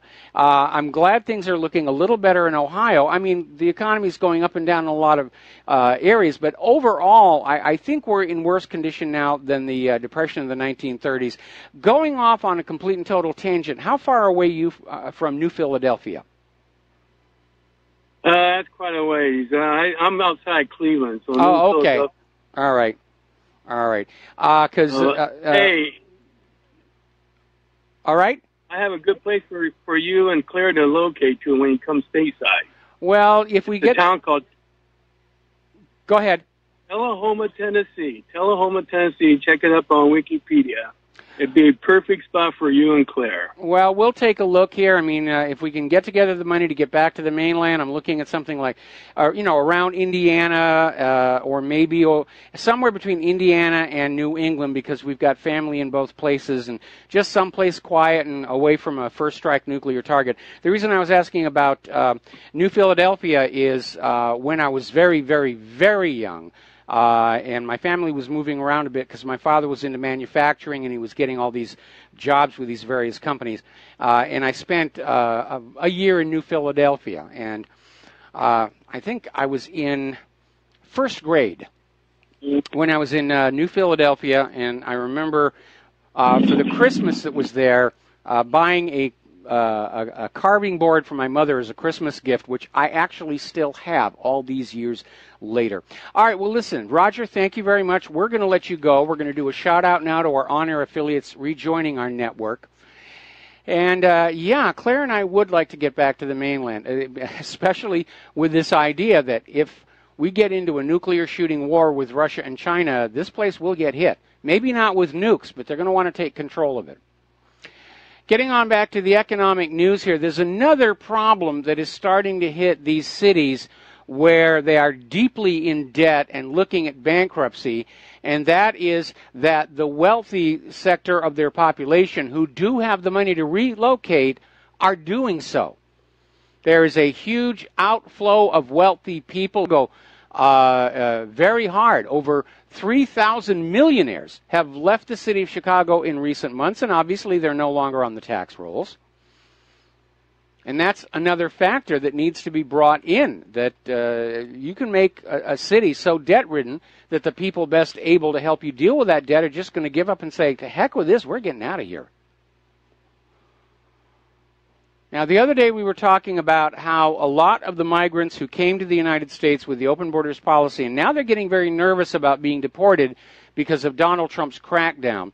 And they're now sneaking into Canada, and apparently they're using a sports stadium as a temporary facility, and obviously that's not going to do for very well. So now, apparently the Canadian military is building a camp for hundreds of refugees who are crossing into Canada from the United States.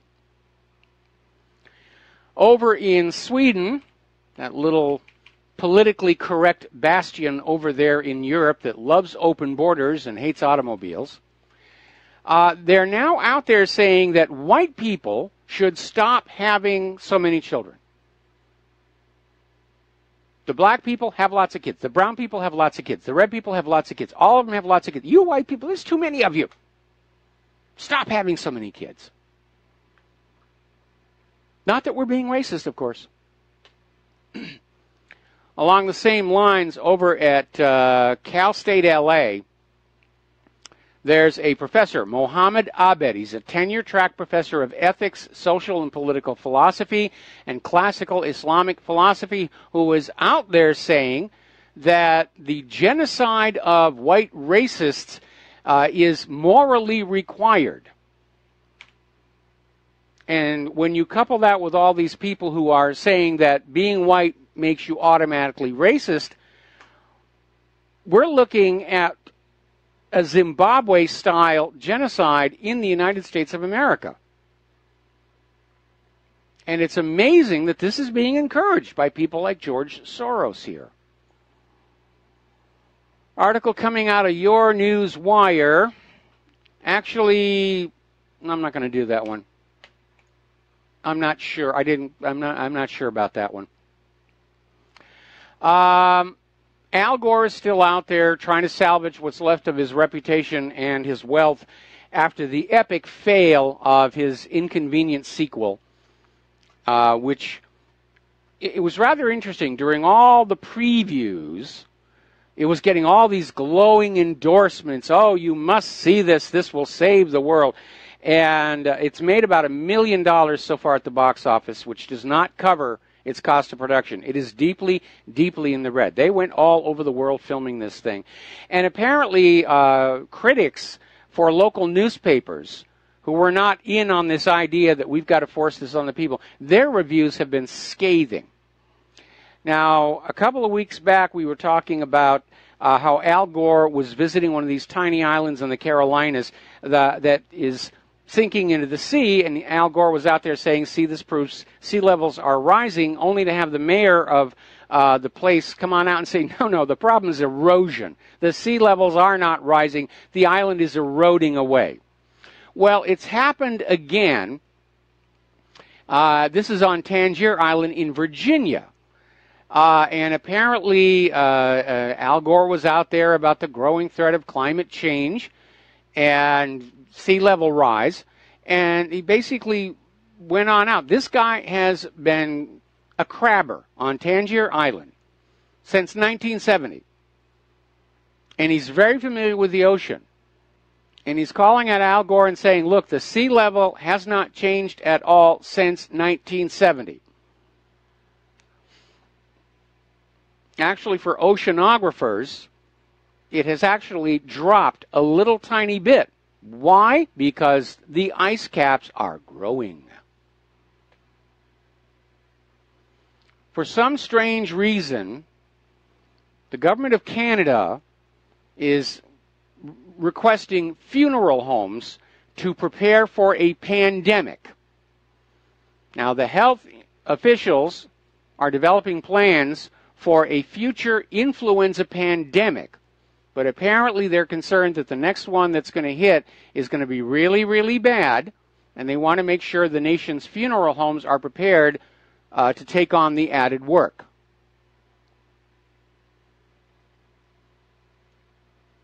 Sounds a little scary out there here. Dr. Joel Furman is out there saying, you know, we can reverse most diseases with the right diet. And by the way, he's absolutely true. You would be surprised how many common ailments are caused by your body being too acidic. And certainly here in the United States of America, with all the processed foods and everything else, our diets are heavily acidic. And it can lead to all kinds of problems, one of the major ones being gout. But if you can keep your body slightly alkali, those problems just go away. You don't need to go to the doctors. You don't need to get prescription medication. And one of the best ways to do that are with these high pH waters. This one is Essentia. It's not the only one. There's others out there. And just keeping your pH slightly alkaline, you're simply going to avoid a lot of these things. When I first started getting gout years ago, and I didn't even realize what it was really bad. And I'll still get it occasionally, but drinking this, not a problem anymore. So I imagine this Dr. Furman is not long for this world when you look at the strange way that doctors who come on out defying the orthodoxy of whatever's wrong with you, you will buy a pill for it. And they seem to pass away strangely. We reported on one of them earlier in the week. Now, here's an interesting little story.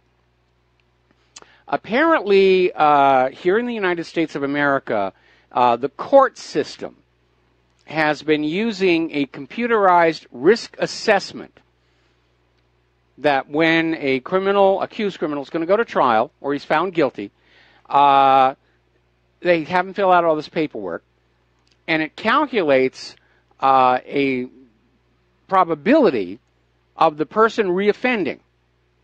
And this is made available to the judge. And obviously, if this is a one-time only crime and it's not likely that this person will reoffend, the judge is willing to go with probation or suspend the sentence, as opposed to if you're likely to reoffend, they're going to send you away for some hard time.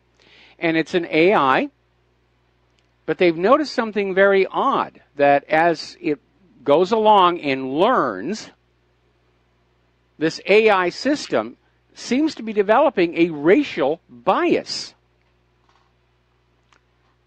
And apparently reporters from ProPublica obtained more than 7,000 of these risk assessments from Florida in 2013 and 2014 and analyzed the reoffending rate among the individuals and saw a clear shift. It started to presume that black suspects were more likely to reoffend. Now, maybe there's an analytical reason for it, but it is rather surprising as they start experimenting with these AIs. They're getting some unexpected results, like the two that literally developed their own language, or the one that started learning how to swear. Now, there's a new lawsuit out. Boy, there's a lot of lawsuits out right now. This one is against Disney. Apparently, the Walt Disney Company has about 42 of their apps, and they are secretly collecting personal information on your kids, which they then share, more likely sell with advertisers, without the consent of the parents. And so there's been a class action lawsuit filed against Disney and 3 of their software companies, Upsite, Unity, and Kochava, saying that these apps violate the law by gathering information across the internet about kids under the age of 13 for commercial exploitation. Now, YouTube, in their effort to control controversial content, is now bringing the Anti-Defamation League on board as a flagger, meaning the Anti-Defamation League will now have the button to flag YouTube movies to get them de-emphasized in the search engines or even get them blocked or demonetized. That's YouTube's latest weapon. We're going to demonetize anything. And obviously that means YouTube has now become an Israel-friendly platform. No criticism of Israel will be allowed. No support for Palestinians will be tolerated. And I can already imagine 2 of the music videos that we have made getting flagged by the ADL. We got to take a break for commercials. Join us on the air, 800-313-9443. Aloha, America. Welcome back to our show here, and we're going to go ahead and take a phone call.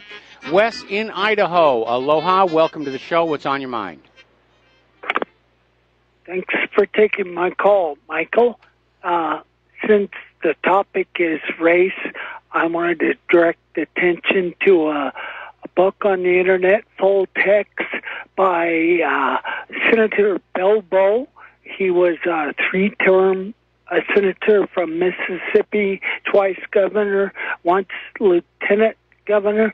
The name of the book, full text, Take Your Choice, Separation or Mongrelization. He runs down the history of the countries of Egypt, India, Phoenicia, Carthage, Greece, and Rome, and points out there were once at the very top of the heap of civilizations, and they fell down, each one, when they mixed their seed with Nubians. Black race is what he picks on. He calls it. Okay, well, I understand that's his point of view. But you need to understand that all empires, all nations, do have a life cycle. And it is characterized by there's going to be a people who are newly emergent from their former condition, and they're enthusiastic, and they build a new country, and they're excited, and for generation and generation they work to build their country. Then they start to become complacent, and they start to kick back and say, we're going to enjoy this wonderful life that we have built for ourselves, and they start pulling back, and the government, in order to win votes and stuff, they start handing out more and more stuff. Bread and circuses, gladiatorial games, and in order to fund it all, the government is eventually driven to a program of conquest of other nations' wealth. And then as the nation starts to decline and the people start to get very upset, the government has to become repressive to hang on to power, leading ultimately to either a collapse of the government or a revolution, and then that cycle starts all over again.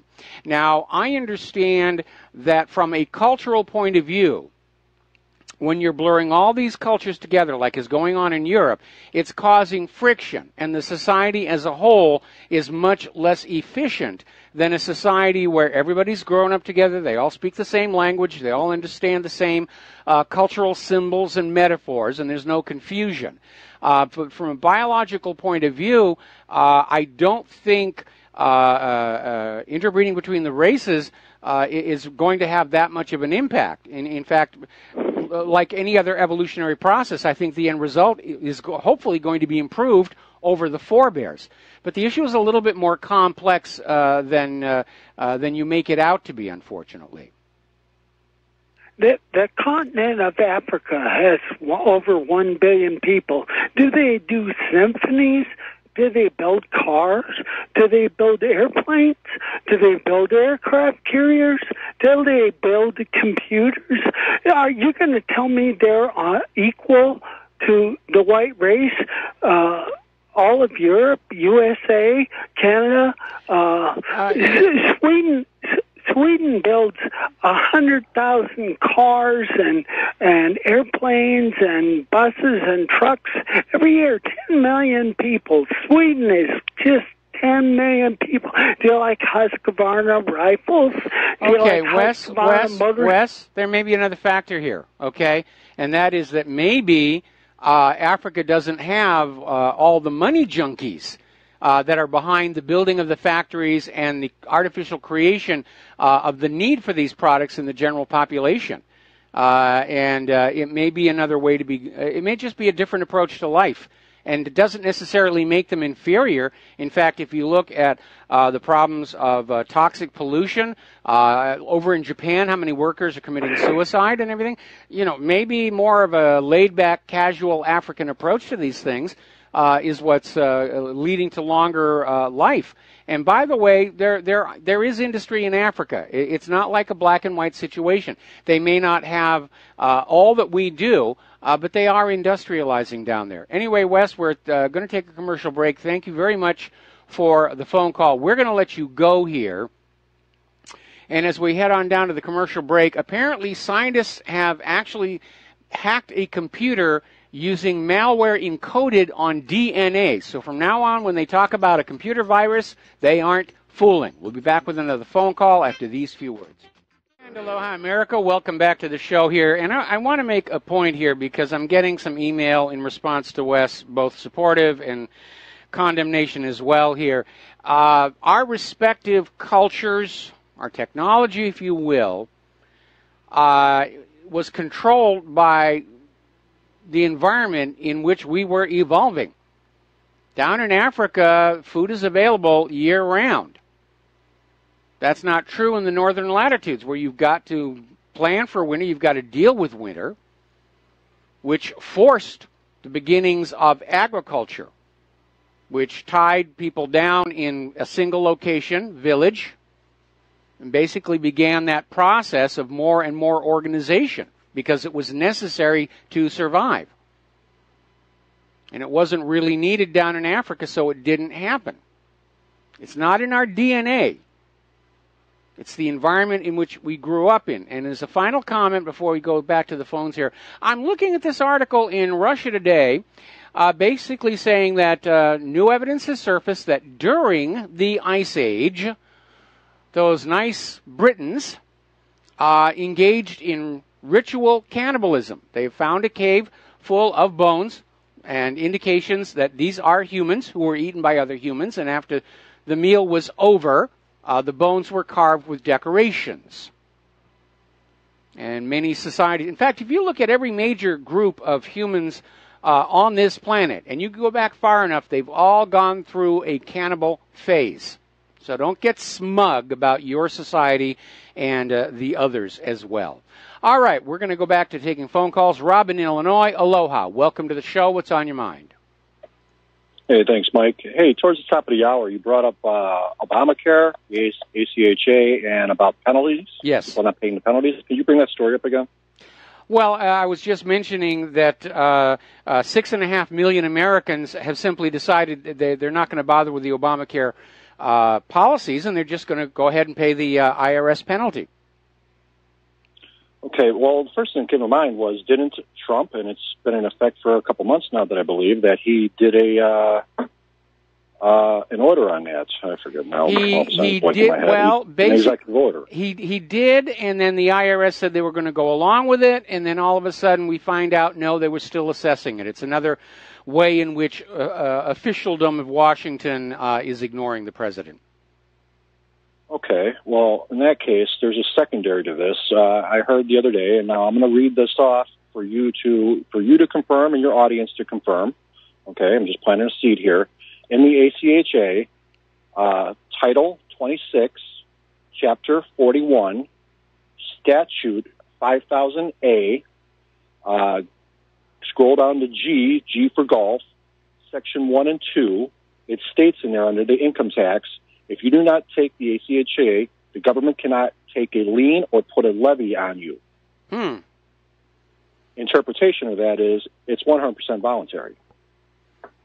Well, it should be, and may have been one of the many lies we were told. Remember, if you like your plan, you can keep your plan. It does sound like that the IRS penalty for not having an Obamacare compliant policy violates the letter of the act itself. well, like I said, I just read out those numbers. It takes you and your audience to like cross-reference this. This could be wrong because I got this from another source, but no one's disputed it as of yet. Okay, would you email me that citation again, because I'm not going to be able to remember it, and I'll try and hunt that down, because if that is really there, it's important people understand that. But again, we have a government that does not play by the rules, and I'll give you a good example. Everybody's talking about a renewed military draft to send our kids off to everywhere to be killed and crippled. It's a violation of the 13th Amendment. The involuntary servitude amendment. You cannot be forced to do something that you don't want to do by the government unless you've committed a crime for which they will prosecute you. The draft is actually unconstitutional, but they have some rigmarole to get around it. Okay, Rob, thanks an awful lot. We're going to switch over to Alex. We're going to switch over to Alex in Florida. Aloha. Welcome to the show. What's on your mind? Hey, Michael, the gentleman that just called, I just wanted to make a comment. I could be wrong, but I think that I'm correct on that. What that is saying is that you don't have to take the government tax credit, meaning the assistance, the subsidy, helping you pay for your health plan every year. It does not say that you will not be penalized if you don't get coverage. Because there's some people that don't want the government to help them pay for their health insurance. Yeah. They don't want anything to do with the government. I think that that's what he was stating in that last comment. I don't believe that there's any place that says you will not be penalized if you do not get a plan. They're trying to penalize you for that. Anyway, I was calling because I heard InfoWars last night talking like it was a big win for the fact that Hillary may be having to do a plea bargain pretty soon for her email private server and stuff. And they were acting like it was a big win. But from hearing you yesterday, I believe you were saying that you think that it's actually bad for us because they would just fine her on a misdemeanor and basically slap her hand and let the corruption continue. Did you hear? What are your thoughts on that? I wish Alex would pay a little closer attention to what is going on before he goes on out there and misinforms a bunch of people. But the plea deal, as I've heard it, is that Hillary will agree to sign a document that she did commit a minor violation in the handling of classified documents, and in exchange, all investigations and prosecutions into the email server will be dropped, along with all the investigations into the pay-for-play at the State Department. And I think the only reason they're doing this is because everyone's been screaming about all the work and time and money being put into this investigation into Russia interfering with the election last year, and there are all these crimes Hillary did, and there's no investigation. So they're going through this little dog and pony show to say, see, we've investigated Hillary, and we got her on this one little tiny crime, so you should be just happy, and let's go back and now go back after Trump and Russia. That's what this is really all about. It's a wrist slap. She's not going to go to jail for any of this thing. She's not going to be convicted of a felony, which means she can run for the White House again.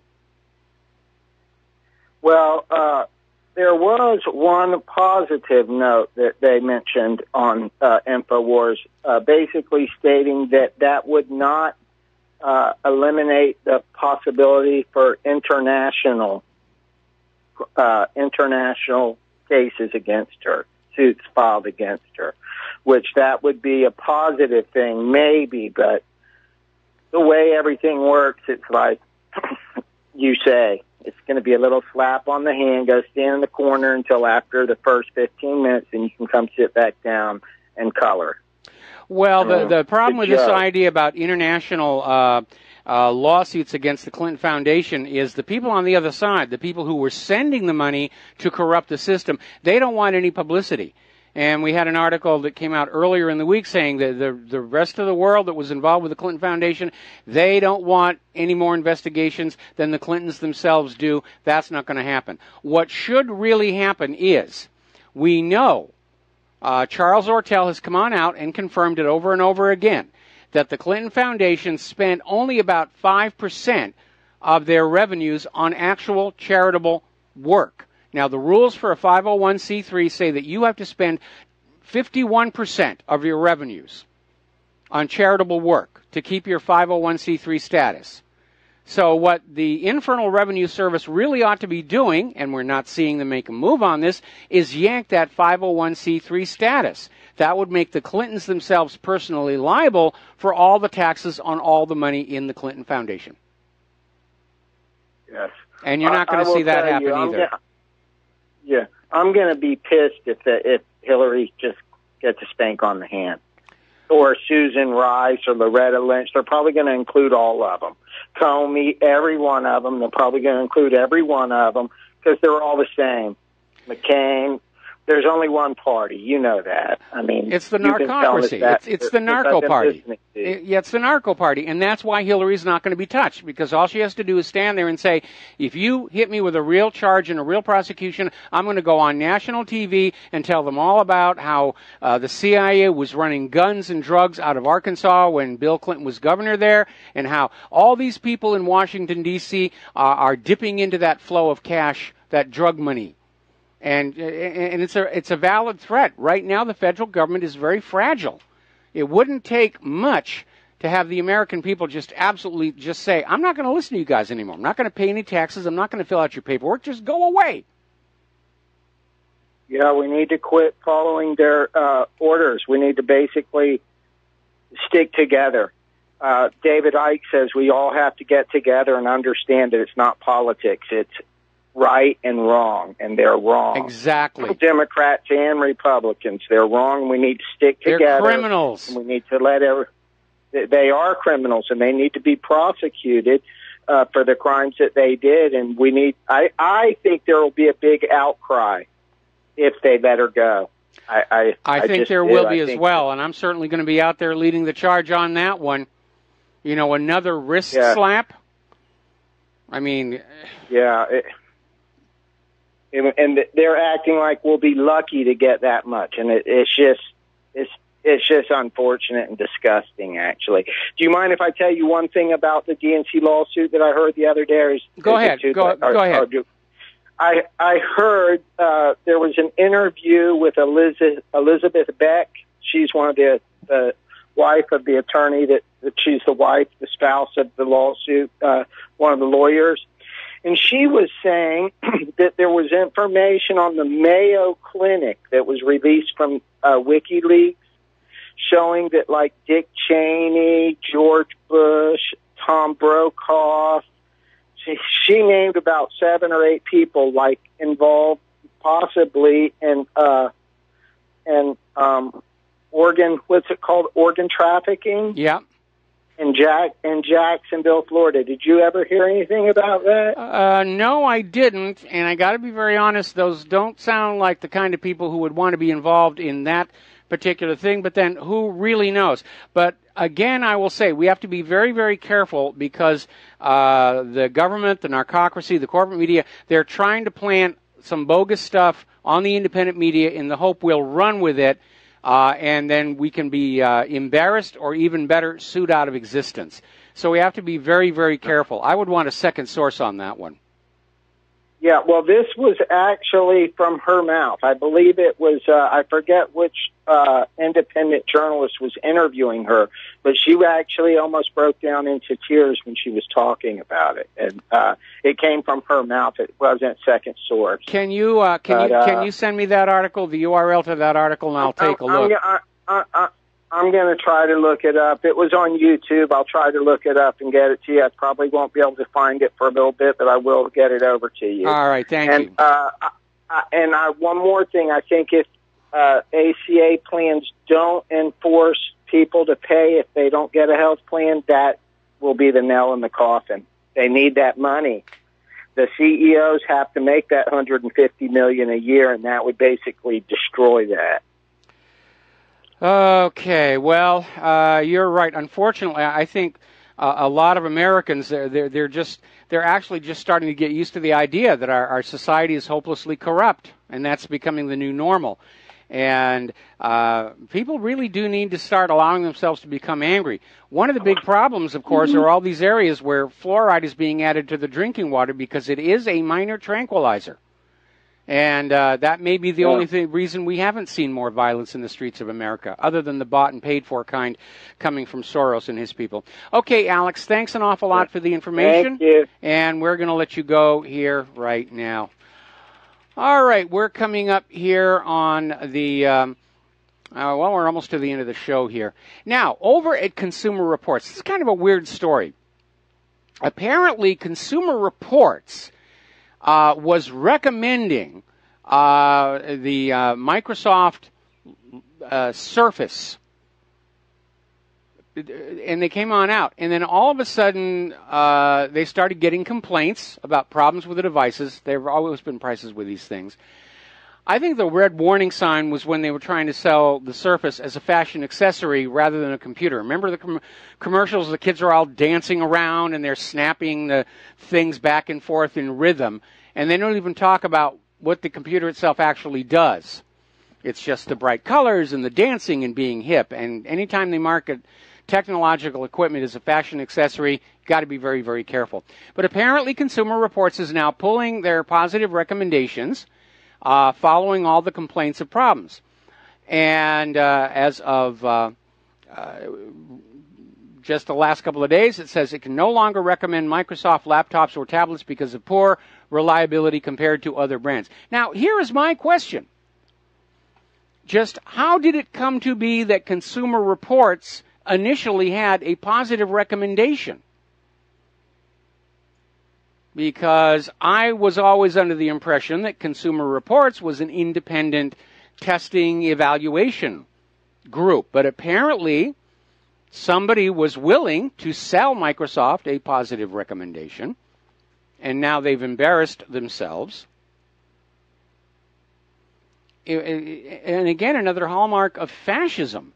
You can sell a lousy product as long as you've got the juice in the media to keep the problems covered up, like Monsanto's been doing with glyphosate, and you've got enough pull with the government to, in many cases, make the products mandatory, like the vaccine makers do.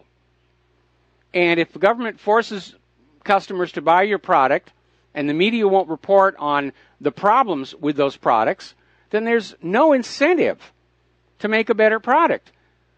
In both the case of vaccines and computers, they are indemnified from civil litigation related to damage caused by their products. And that is a nightmare for the consumer. And it shouldn't be that way. Now, in the case of the computers, obviously, it goes back to the early days of the Commodore VIC-20 and the 64, when computers were a fragile new industry and they did need to be protected. But that's 30 years ago, and computers are big business. They shouldn't be protected from being sued when they put out bad hardware and bad software. We're going to take a break for commercials. Back with the last segment of our program after these few words. And aloha, America. Welcome back to the show here. And somebody has sent me a link to an article about this organ harvesting and the Clinton Foundation and the Mayo Clinic. And apparently this goes back to what happened in Haiti following the earthquake. I'm still looking through the article, but that's apparently where this came from. I don't know that these other people who were named by the caller are involved with this. Again, yeah, there's a lot of dark stuff going on out there.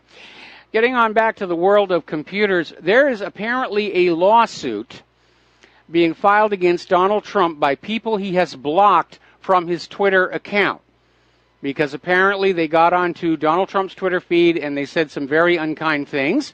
And that's the reason Twitter has a blocking feature, so that you can stop people who are inaccurate or just there to cause trouble.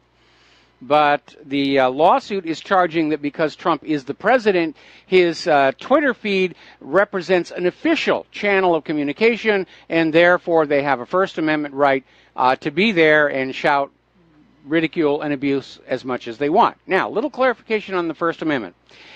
The First Amendment grants us all a right to freedom of speech. But it doesn't guarantee a right that you can go anywhere you want with it.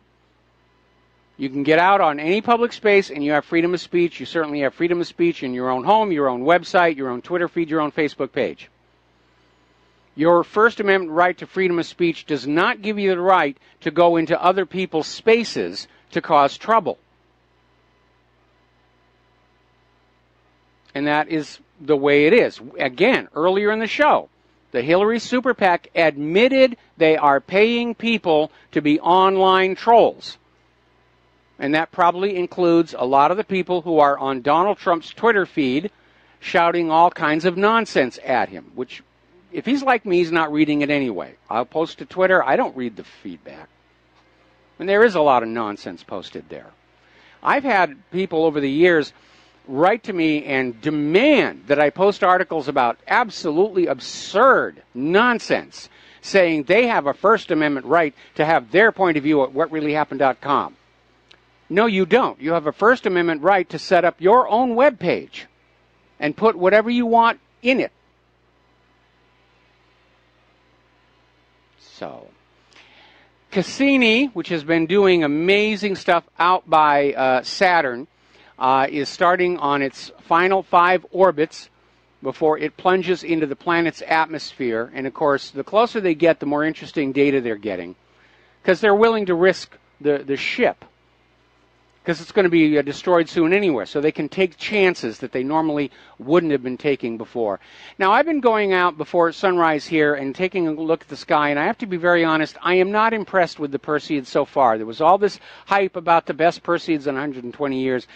I don't think it even comes up to the 1993 one. But we'll keep trying. There's the music. Time for me to get out of here and get some useful things done with the rest of the day. Please stay tuned for John Stedmiller. He's got a lot of interesting things to talk about. We'll be back tomorrow here on the Republic Broadcasting Network. So until then, aloha, America.